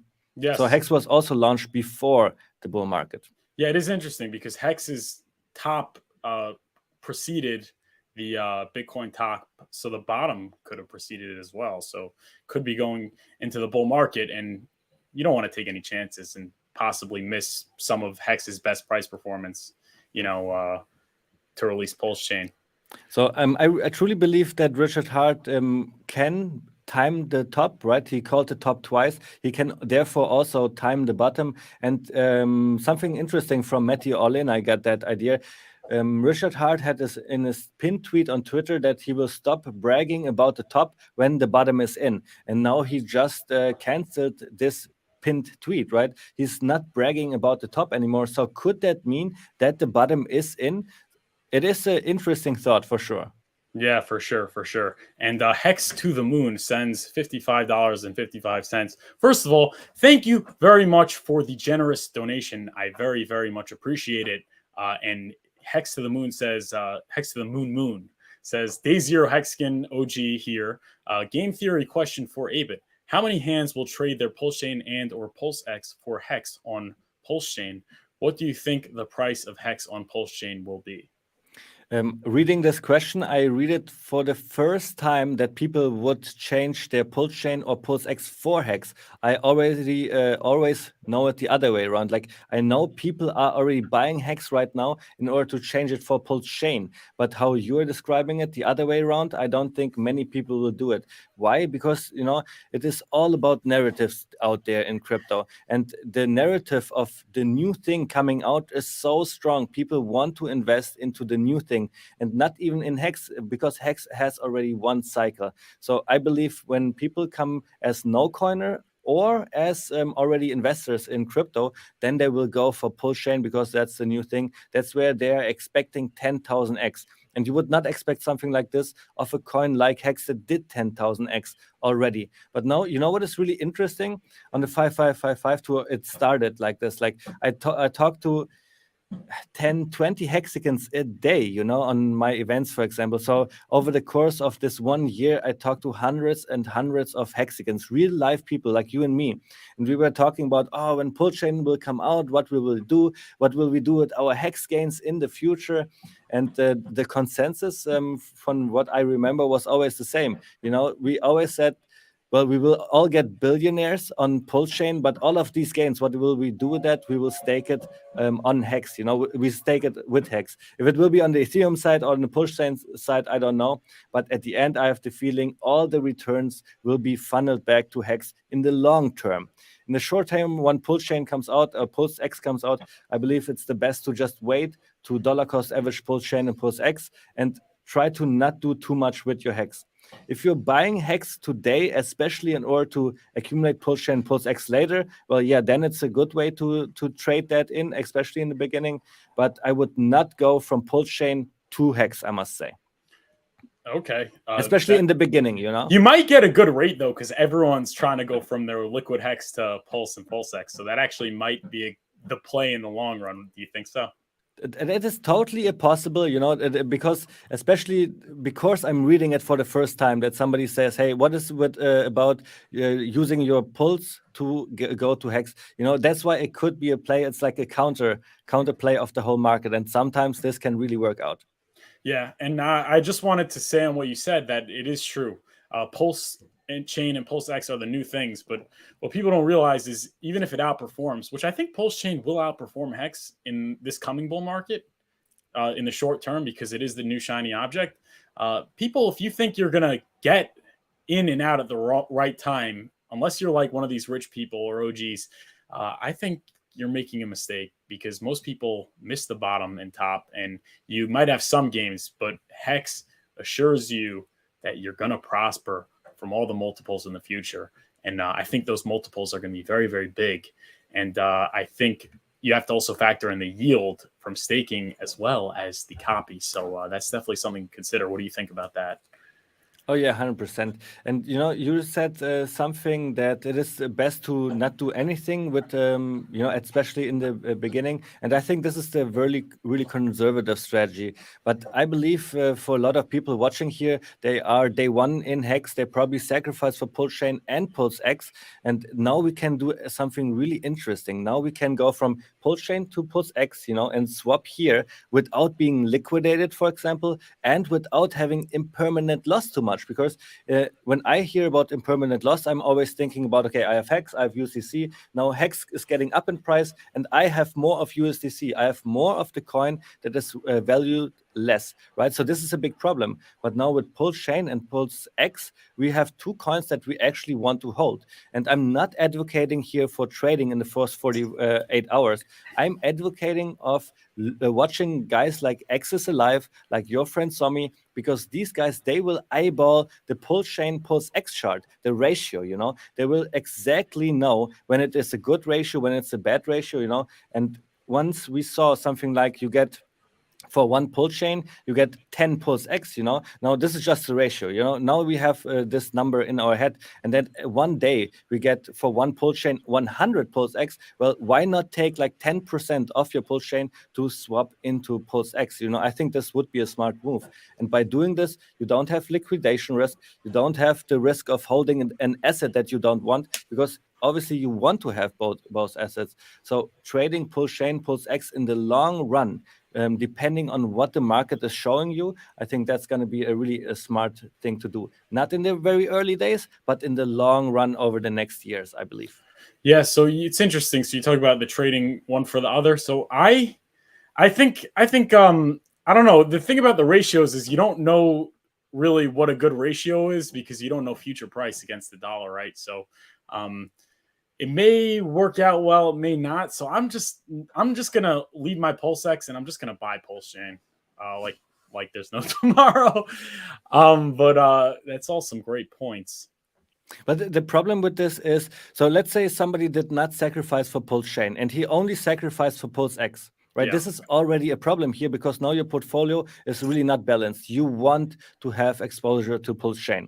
So now let's say PulseX comes out, it does 10x, you know, right from the beginning. It never comes down to this initial price. In order for you to go to your job and make money enough to buy Pulsechain compared to your bag of PulseX that already made 10x, now it's really hard to catch up with the coins that you have, you know. Yeah, but if you buy HEX now, that's why I keep accumulating the liquid HEX now because that's gonna pump also, I think, and increase the buying power as well. And that's but I understand. I'm sorry, I interrupted you. No, don't worry. That's exactly the play. This is why people are buying HEX today, because now they are already having a price appreciation, so they can dollar cost average into Pulsechain, for example, if they are only sacrificed for PulseX. But still, I believe this strategy will still not be enough to make up for the PulseX sacrifice. If you have sacrificed for Pulsechain and PulseX, you don't have to worry. You did very, very good. But if you were only able to sacrifice for PulseX, for example, and you don't have any Pulsechain, it will be, and this is exactly what I'm saying, it will be hard for you to balance your portfolio in a way where you say now, okay, I have enough PulseX because I sacrificed, and I also have enough Pulsechain. This will be a hard time. And that's why I'm advocating of, you know, you have your great PulseX possession, and when the ratio is good enough for you, then take a little percentage, you know, 5%, 3%, in order to then accumulate Pulsechain with that. Okay. It is really risky for everybody, and that's why I'm saying not to do it in the first day, in the first months, in the first, you know, long term, 6 months. You want to see how the ratio is playing, so you then can make an informed decision once you think the price of PulseX is high enough. Okay, so it's sort of like a rebalance thing. Exactly. Okay, it could also be that let's say let's say Pulsechain really runs away, and like even though you put in so much less dollars than you put into PulseX, like you're still balanced, you know. If it runs, but it's going to be interesting to see how it plays out, and we're going to have you back on, obviously, when that happens, if not before then, because this is the most interesting thing that's happening in crypto maybe ever. Like, it's incredible. We get our coins doubled, right? Then, like in the first 28 hours, all our coins, Pulsechain, PulseX, will have 0 value. This is also something that doesn't happen too often. And I just know, like, because I get the question all the time, what will outperform? Will it be Pulsechain? Will it be PulseX? Like, this is in the mind of the people because we are all so excited. And this is why I think nobody is talking about the ratio trading. Like, everybody wants to doom it like it's something bad. But I think we should openly discuss it and talk about the possibilities, because the possibility is really, really high, especially for people that are already set, that have HEX, that have Pulsechain and PulseX, because they sacrificed. For people that are new, obviously this is a totally different game. It's risky, but for people that are already set, they can look into the opportunities. Yeah, and regardless of what happens, if you're here now, you are probably going to be very happy in a couple of years, or if not like 1 or 2 years. That's definitely the overall thing. So we mentioned V3. You're saying 1 to 2 weeks. What about the main net? Main net, do you have a time frame if you have to give an answer? And obviously nobody knows, and Yes. don't hold them to it, okay? But do you have a time frame for main net? Yeah, so I ask you the question, when will Richard Hart release Pulsechain? Will he do it on the day of the bull market, or will he do it earlier? You and I agreed he will do it earlier. And that's why I said like V3 can come out in 2 weeks. But when actually the mainnet comes out, can take a little longer. Since the bull market to start can take like 15 months. We don't know, right? It can be in 2 months. It can be in 15 months. This is a range. And now when V3 comes out, now we have time again. Richard Hart has time again to see, okay, when are the bulls coming back, and then really deploy mainnet when it's time for him to do so. So mainnet definitely can take a little longer. And Richard also said that once we have tested V3, we definitely want to have a little bit of time where we can battle test our blockchain, because at the end we want to have a working blockchain with 100% uptime and flawless operation, just like HEX. So it can take a little while until the mainnet comes live, but this is all to our advantage. You know, all time that goes by makes the people even more excited. And now imagine this: we have testnet V3 out, we have all the influencers talking about it. It takes like 2, 3, 4 months. It takes maybe 6 months. So it's just all anticipation that is building up, and I think that's really, really good for Pulsechain and for the price in the future. Yes, but we need a date, Abit. A date? Or a I month. think September 15th. Whoa, that's not for a while. Wow. Well, yeah, that's what I'm saying. Like the testnet V3 can come out any time soon, and mainnet, you know, then when the bulls are coming back for sure. And I do not know when they come back. Do they come back in 15 months, or is it going to be earlier? And that's why I'm just ballparking here with September 15th. Wow, that's over 6 months. You're saying over Yeah, 6 months. It's 6 months that we can play with testnet. Wow, that's a surprising answer. I thought you. I think I don't know. There's gonna be a lot of pressure to release it, especially if it's handling the traffic well, right? If it's handling the load of everyone playing with it. Do you not see like maybe a lot of heat coming on RH for waiting 6 months? Oh, he is getting so much heat anyways for 2 years now, right? People are calling him a scammer. He never worked on Pulsechain and stuff like this. So, you know, with all of these predictions, maybe we have to wait 6 months for testnet V3 to come out. We really don't know, right? Like, oh no, stop. I'm especially one of the people who are promoting Pulsechain for like since we have the announcement. And now this really teaches me a lesson that we have to be patient. And look, we have everything is energy is in the chat as well, and we're just giving him a shout out today, I believe, right? In Twitter, we were talking about his tweet. Or I think somewhere he made a tweet, or maybe on Ivan on Tech or something like this. Oh no, now I remember where it was. It was the Crypto Banter show, and Everything is Energy made a comment on the Crypto Banter show, and then I think this was the reason why Crypto Banter was talking about HEX. So nice, great job, Everything is Energy. Yeah, thank you. Everything is Energy. And a shout out to Brizology is in the chat. What's going on, Brizology? Thank you for tuning in. I saw him on Matty Allen with Ben Cage and a few other people. That was really, really good. So shout out to Brizology, and we appreciate you tuning in. But I guess so. You're saying 6 months? Wow. So that is definitely possible. 6 months. It can be testnet V3 coming out in 2 weeks, and then mainnet in 3 months. You know, it's like a wide spectrum that I have. And you're saying that because he wants to wait for better price action. You're saying bulls. Okay, what happens when the bull market comes back in 15 months, you know? And that's why I think it's good for him to already release it a little bit earlier. Before the bulls are coming back to crypto, I want to see Pulsechain out already. I want to see Pulsechain do 10x and then, you know, drop again 95% to flush out all the weekends. So you're saying before, but not way before. Exactly, before the bull market, but way before would also work, I guess, but way before would be already today, I believe. Like I have the feeling the bottom of crypto is in, and way before would really mean that he would have to launch mainnet like really, really soon. So that's interesting. I guess that would give more time to accumulate, so I wouldn't really mind it that much. But I guess the question following that would be: is there a price target you have for the testnet V3 and then for the mainnet? Because I like showing people that if you look here, this was my testnet V3 target. I was talking about over here, and I said it would hit here by testnet V3, and obviously testnet V3, and it would hit here by mainnet, and obviously testnet V3 hasn't even happened yet, and it's broken way above this 5-cent mark. So clearly an inaccurate prediction. But what do you think the HEX price would be when testnet V3 goes live? When testnet V3 goes live, I will be a little bit conservative here between 12 and 20 cents in this range. And then we have a little bit more time for testing and so on. And then eventually mainnet will go live. And that's where we then can see like 25 to 35 cents, I'm saying. 25 to 35 cents. So 25 to 35 mainnet? Yeah.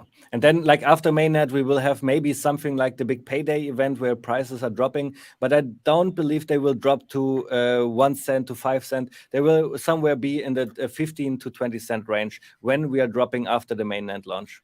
So we could actually, if it goes according to your time frame, which nobody knows, and I think you're taking more of an expecting the worst, hoping for the best kind of attitude. Is that correct? Yes. Okay, so if it's a 6-month wait, we could see some serious sell-off, right? Which I don't mind, obviously, because now I get to buy more. But what do you think in the duration? People always try to front run first of all, and then like people are accumulating, the prices are going up, the people seeing green candles. This will bring more buyers, and then once the event actually is really, really close, like mainnet, before people want to front run, and this then makes the price drop, and then we have the opposite effect. Red candles make people panic, make people sell off. But what we always see in HEX or in crypto especially is that once you found the floor, the price will not go down to the floor price. And that's why I'm saying, like right now with HEX, I see the bottom being in at the 2 cents that we saw, and we will never see prices that low ever again. When the prices are coming down after mainnet launch, I see them in a range of like 15 to 25 cents coming down in this range again. Interesting. Okay, that definitely sounds possible. So you're saying dump after launch, after mainnet launch, we're gonna get a dump, or a couple of days before, like because of people front running. But it's hard to front run because nobody really knows when the event happens until it happens, right? It's true. But don't you think Richard Hart will give us a time window? That's actually a very interesting question, and I would want your take on that because there's two sides to it. And we had Johnny Chaos on, and he said he doesn't want the time frame because people are going to buy up HEX and then sell it once it launches for a copy, and it could lead to a dump. But on the other hand, there's this saying that it's good to get people to buy it up because that leads to a big pump, which is great marketing. So it could onboard a lot of people. I know a lot of people were onboarded by big payday. So there is a difference of opinion amongst the intellectuals in the community on the approach that should be taken. Should he just stealth launch it? So, there's a post pump, but obviously no hype leading up to it, and probably no dump. There's no sell the news, or should he give an anticipation for people to, get their affairs in order and get the liquid HEX they need for trading or whatever? What do you think? I think it must be the second thing. I think he gives us a range, and it makes sense because it is fair. If you just launch it, then it would be not fair to all the liquidity providers, for example. It would also not be fair for us, so we cannot prepare for it, right? And do all the steps that we want to do. And it would also not be in the ideal of Richard Hart, because then there would be no pump. And I'm pretty sure Richard Hart likes to have a pump, because once you see green candles in crypto, more and more people are coming in and are buying, and this is exactly what we want. This is basically free marketing. So I don't see a scenario where it just launches like this and doesn't give anybody time to react. And you want to hit exactly the middle here, right? You don't want to give too much time where traders then can really play it, but you also want to give at least a little bit of time so people, the community, can prepare, liquidity providers can prepare. So that's why I'm saying it will be a time range of a couple of days, so everybody can be prepared and make their strategy. And this will lead up into two things. We are being prepared, we know what we are doing, and then also traders jumping on the bandwagon, bringing green candles, bringing the hype, the price goes up, then the main net would launch, or the event will happen, and then the price goes down again. It's like this behavior we see in crypto over and over again. Okay, so that's very interesting. And you brought up the liquidity providers preparing. So that is interesting. So if you have an announcement, right, they don't want to get harvested by the AMM bot, right? That's what that's why they would have to pull their liquidity from Ethereum in anticipation for the launch, right?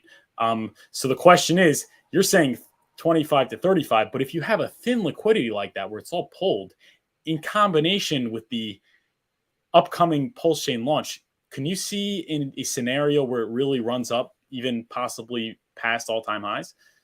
Oh yeah, absolutely. Like that's what I'm saying. Like when people start buying, the traders, for example, right? They know it's gonna come out. They will start buying. Then other people are buying as well. We know up there in the high ranges we have really thin liquidity, and thin liquidity means a little bit of buy pressure is already needed to pump the price really, really high. And this is exactly the scenario that we have in HEX, right? So I see definitely playing it out like this, where once we have those buyers, once we have this hype, we really can, go to a limit that we cannot even imagine yet. So maybe we break a new all-time high. So like I don't hear anybody talking about it, that we will have a new all-time high. Like Access Alive is not talking about it.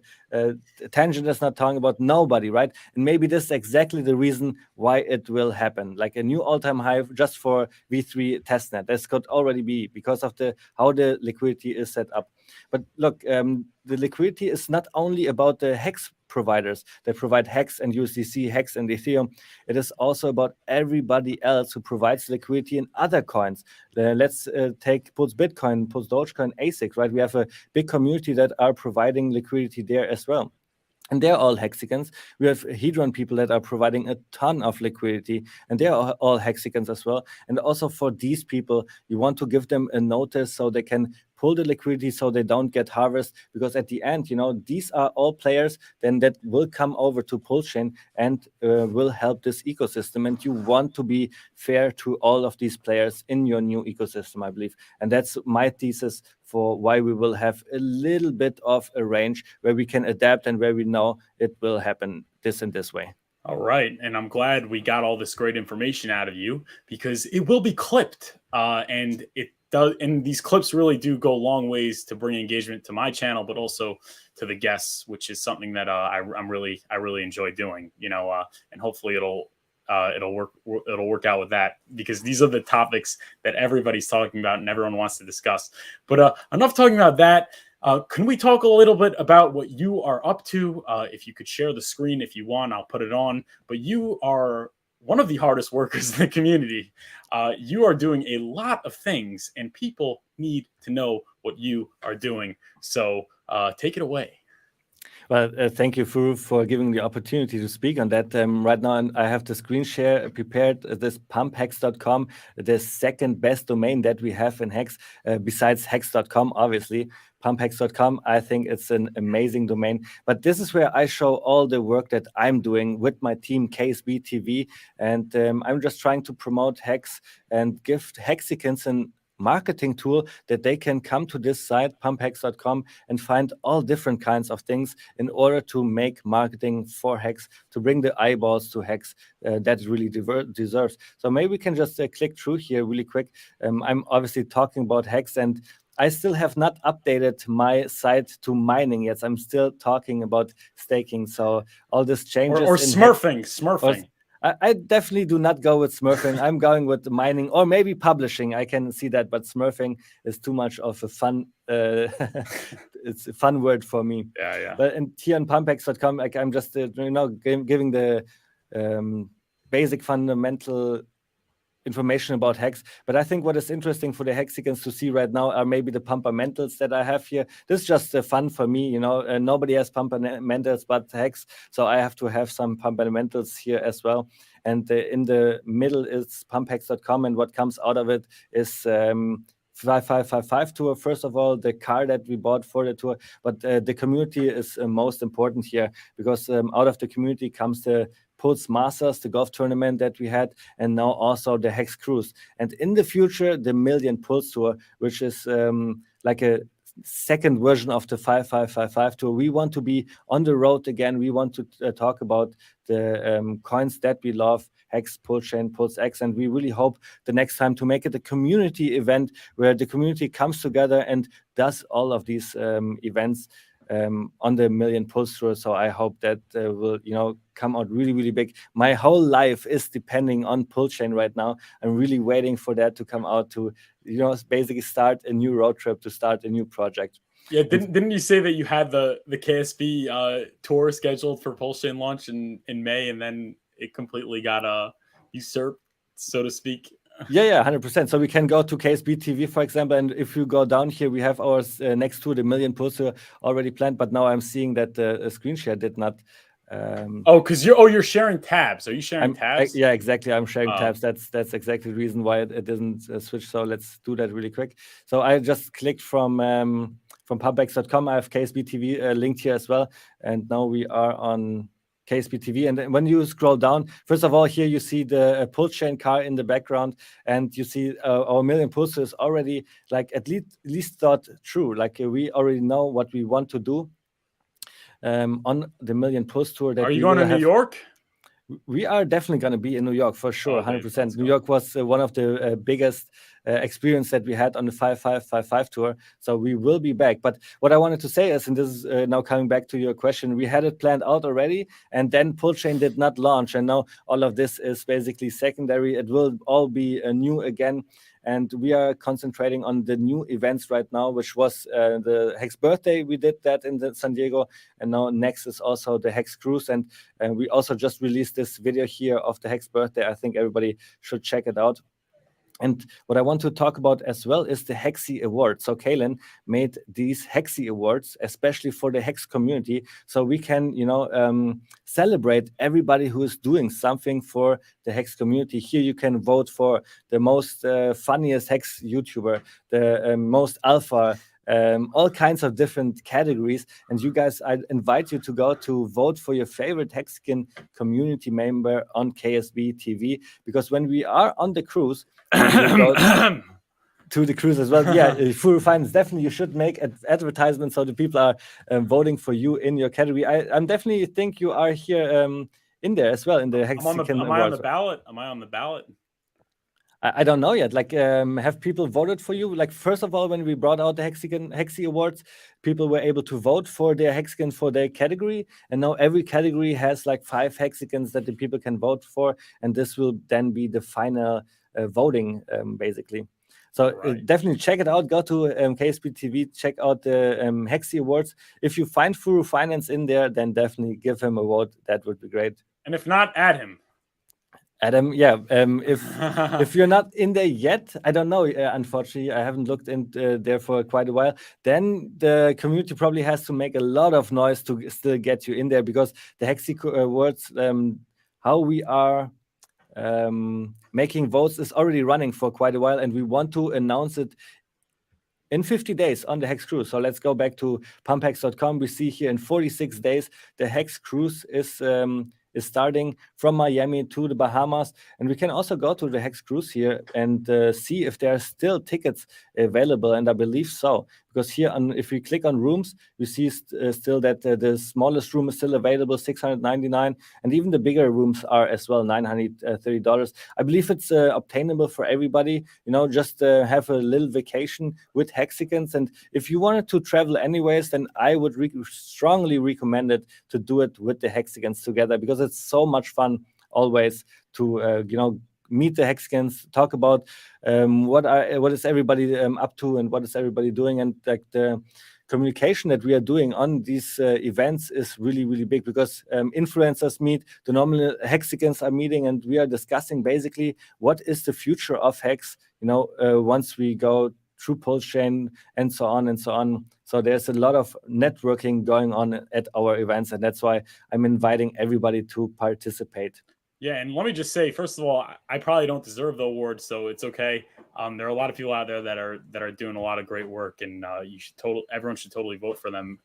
And also, with regard to the Hex cruise, it's unbelievable, because a lot of people like to go on cruises. Like, cruises are nice, but what about a cruise with people, with like-minded people? There is so much to talk about. You'll make so many new friends. Maybe you'll find a girlfriend. But the point is that, or a boyfriend, whatever. But the point is that I know, speaking for myself, like, everybody that I talk to is not interested in what I'm interested in. We're still a niche, right? And crypto in general is down, and there's not a lot of talk about it.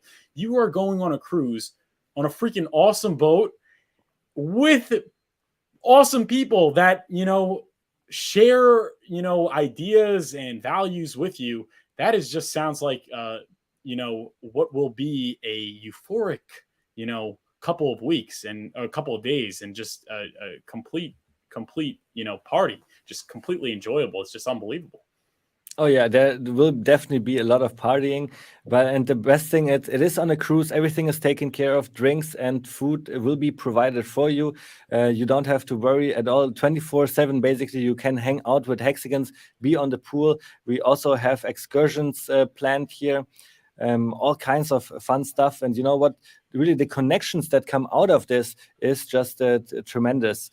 I know that a lot of influencers are coming. RG3, I can definitely name. He has the grand suite on this boat. Access Alive also said already officially that he is coming. So you see, there are a lot of influencers that you can come to and just meet your favorite influencer in the Hex community. But also you meet a lot of normal Hexicans, and you can just see what everybody is up to, how everybody is ticking in the Hex community. And then you will find out really quick that all the Hexicans, they're just like us, like-minded people, having the same values, having the same goals for the future. And this is exactly the reason why we are doing all of this, because I have the feeling we are really making an impact in the world when onboarding the people into crypto and making them financial free in the long run. Especially now with the opportunity we have with Pulsechain around the corner, this is changing everything. And this is exactly the reason why I'm doing so much right now, trying to do daily streams, and trying to onboard as many people as possible, because right now is the time, because Pulsechain is around the corner. Yeah, absolutely. And I do agree with everything you said. And it's unbelievable being on a cruise with so many like-minded people. Like, normally when you go on a vacation, you don't know, there's nothing you and the guy next to you has in common. Now, like, all of you guys have so much in common. It sounds amazing. And not only that, but Yori Hex will be there as well.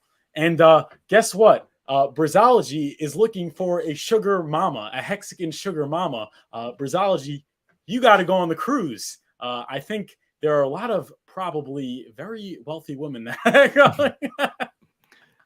I don't know. Abit could speak on that if he wants. Will there be wealthy women in the Hex cruise? I think on the cruise there are always wealthy women, because it probably costs a lot to go on this cruise. So this is point number one. And then if there are Hexicans, they probably made 10,000 X. So I think Brazology, this is your place to be if you are going for this. That's right. And Davis as well says +1. So ladies, get ready. We are going to have some wonderful, handsome Hexicans going on there. You can be their sugar mama. And Susie Q, love you too, Susie Q. But yeah, so that's all some great, excellent stuff you bring up. Now, is there anything else? Are there any other events that you wanted to plug besides for the Hex cruise and everything else before we get to your social media? until the HEX cruise, like we have not planned more events. There's something that we are talking about, 2 more events that we are talking about actually, but it is not finalized yet and we do not want to come out yet. But it's great that you just brought up Suzy Q, because I want to go to pumphex.com really quick. First of all, in the links section, you will find all my links if you want to follow. But here in the next section, the download section, here is where you will find the HEX business cards. And this special one here, for example, we have passed out over 100,000 times on the 5555 tour. And Suzy Q was one of the ones of the hexagons helping us to do exactly that. So you can go down here to this side, download your business card, and then, just start giving them out. It works really well in parking lots, just leave a card at the parking card. It works really good at ATMs where you get your money and then you put in a business card into the ATM slot, for example. It works very good at every gas station, for example. So these are the things that I'm trying to promote. Print out your business cards and just give them out. But here's something that you probably like even more. Oh no, he's cutting out. Did we lose Abit? Abit, come back. Oh no.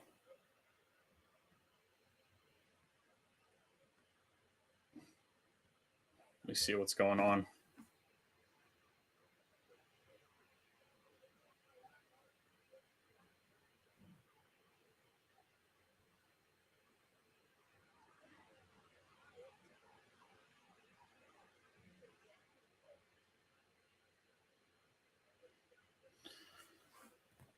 Oh,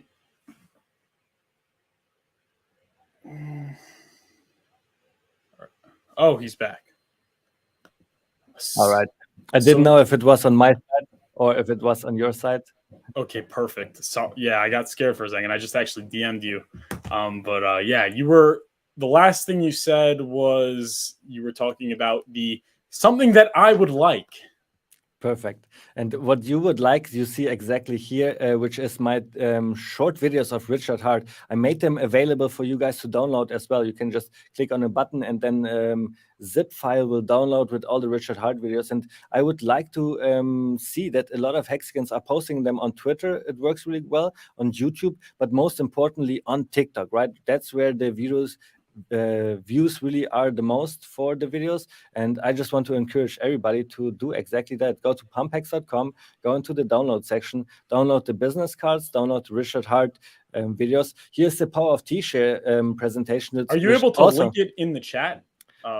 You know what? Let me just link the normal domain here of pumphex.com/domains/downloads, and I will put it into the comments. No, I cannot put it in the comments section, but I will do it in a private chat, and then you can share it there. Okay. But the Power of T-Shares presentation, this was a presentation where we explain the power of T-shares and how much HEX a T-share earns you today and in the future. And this is really something that made the click experience for a lot of people. For example, Access Alive just told me about it 2 weeks ago, that this very presentation made him decide to go all in HEX. So I want to invite everybody to download this as well or watch the video. I think it's a crucial video to understand HEX. And here we also have our favorite logos, obviously, to download. But here we also find gift packages.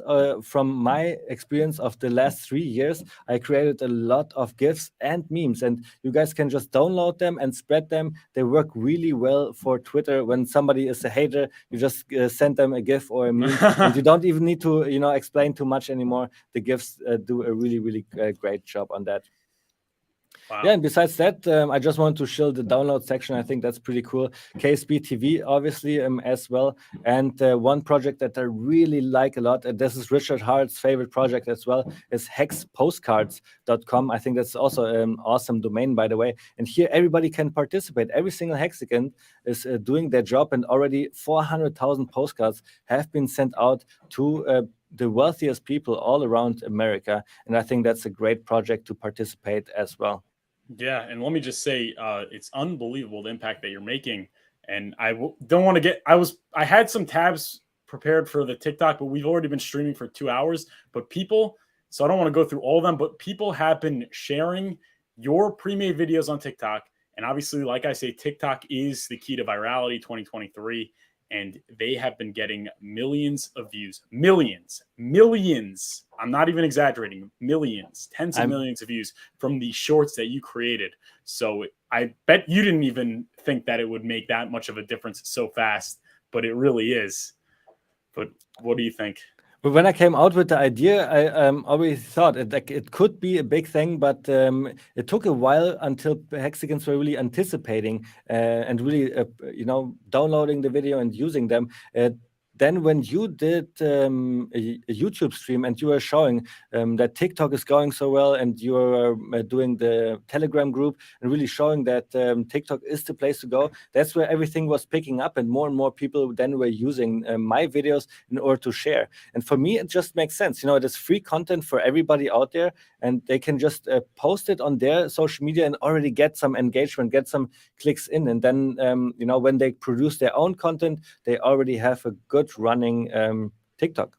Yeah, exactly. It's just a great way to jumpstart. And just remember, you have to tweak it a little, zoom in, change the background music just so you don't get shadow banned for that video by TikTok. They're going to shadow ban double, so you want to change it up a little. I linked the chat, and it's interesting. You talked about me doing the YouTube stream about TikTok. Yori was the first guest I had to talk exclusively about TikTok. She's been doing TikTok before it was a thing to do TikTok and Hex. She was the TikTok maverick. You want to maybe discuss a little bit about that? Yuri and I, we are always trying to do new things that nobody is doing, and TikTok was just her thing.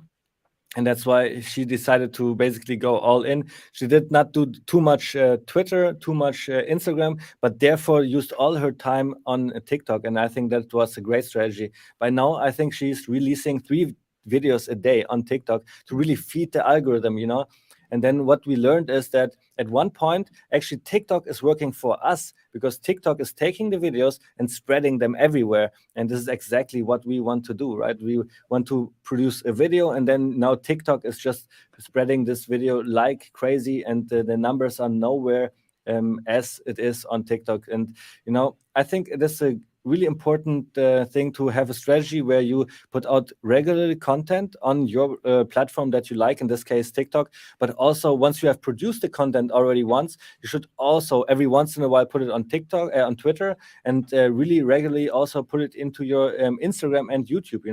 Once you have content produced, you should basically just spread them out everywhere. Why? Because you want to make the algorithms actually work for us hexagons, and have the algorithms spread the word of hex.com. And this is exactly what we want to achieve with that. Yes. And just seeing like the numbers she's pulling, 15.7 thousand followers. She's getting in the thousands every videos, and she's been getting in the tens of thousands and hundreds of thousands. I'm not sure. Did she crack 1 million on any vids yet? I think on a video, not yet, no, but she's definitely getting close. Sometimes 500,000 and stuff. Look like at this this one. 278,000 on this one. Yeah, and look, she's just putting up makeup and basically doing voiceover. So it seems so easy for women to do it. Yes, but we need to get all the Hex ladies onto TikTok. I've noticed that obviously women have the edge, and that they're women, and also the Hex ladies are very good-looking ladies. Let's just leave it at that for sure. So they need to get off Twitter and get in TikTok. They need to follow Yori's example. Yori has displayed the success that can be achieved with TikTok, and you get a lot more for your efforts on TikTok. But and Yori says she hasn't hit 1 million yet. So like for all the work you're putting out to put a YouTube video up, if you put in that amount of work, you will get like exponentially more viewership. It's just where virality happens. But Yori, we look forward to seeing you get to 1 million views on a video and then 1 million followers, which I think can happen a lot sooner than people think, especially with Hex already on the, very well on the trajectory to virality. But yeah. What do you think? But I think with TikTok especially, it can happen faster than we think. It just needs one video of you going viral, and then you have all the subscribers, and you have also the following views for all your other videos. And if we all come together as a community and have a strategy to go forward, and already like your plan with having a Telegram group where you will put all the people that are interested in HEX marketing on TikTok, we put them together so we can all like together our stuff. We can promote our stuff. We can put out videos that everybody can download and use themselves. I think with this kind of stuff, we obviously see virality faster than if we would not do it. So it's a great work what everybody is doing, but especially you coordinating all of that. Yes, and guys, the link to the chat is in the link to the Telegram is in the chat.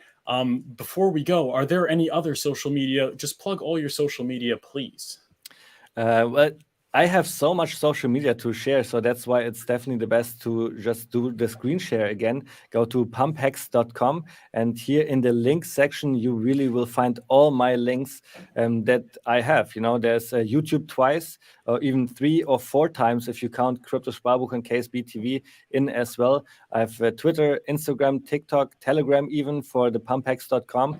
And Linktree, you find everything there. I think the most exciting thing right now is obviously the HEX cruise, because this will be going on in 46 days. We will all meet on the HEX cruise. It will be so much fun, having fun with Hexicans and networking together. And again, the screen did not move to the hexcruise.com because I'm only sharing a tab. But you guys got the idea. Pumphex.com is where you find all the links and you find all the events that are coming on for KSB TV, especially the hexcruise.com. Excellent stuff. And just a reminder for the 72 watching, if you're enjoying the video, just hit that like button, please. And if you're enjoying the replay, also thank you for watching the replay.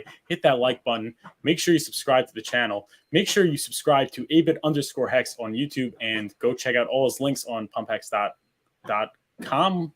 And also, are there any closing thoughts you want to put in before we end the stream? Yes, 100%. So I just realized, I guess it was a couple of weeks ago, that the time is urgent. I do not know when Pulsechain will come out, but I know for sure it will come out. So in, let's say, 2 or 3 years, I would be really mad if I would have not done what is needed in order to bring people into the community right now, because I know that it is a life-changing opportunity. I experienced it already 3 years ago, and I want to have as many people participating to change their lives as well, because I have a feeling we Hexicans are really making an impact. So that's why I want to encourage everybody right now to go to social media, find your favorite Hexicans, follow Richard Hart, follow Furu, follow me, and maybe open up your own TikTok, for example. Go to Furu's Telegram chat. There you find a lot of content. There's a lot of things that every single Hexican can do already today in order to celebrate the gains we will make in the future. Yes, what you do now impacts the price later. Just remember that. And obviously, the 10,000x, Abit, you were obviously a big part of that, and you're going to be a big part of the 100,000x and the millionx that we hope to see in the future. But Abit, always a pleasure having you on, and hopefully we will see you again soon. Thank you for having me. All right, everyone. Thank you for watching. We'll see you tomorrow at 12 p.m. Eastern Time.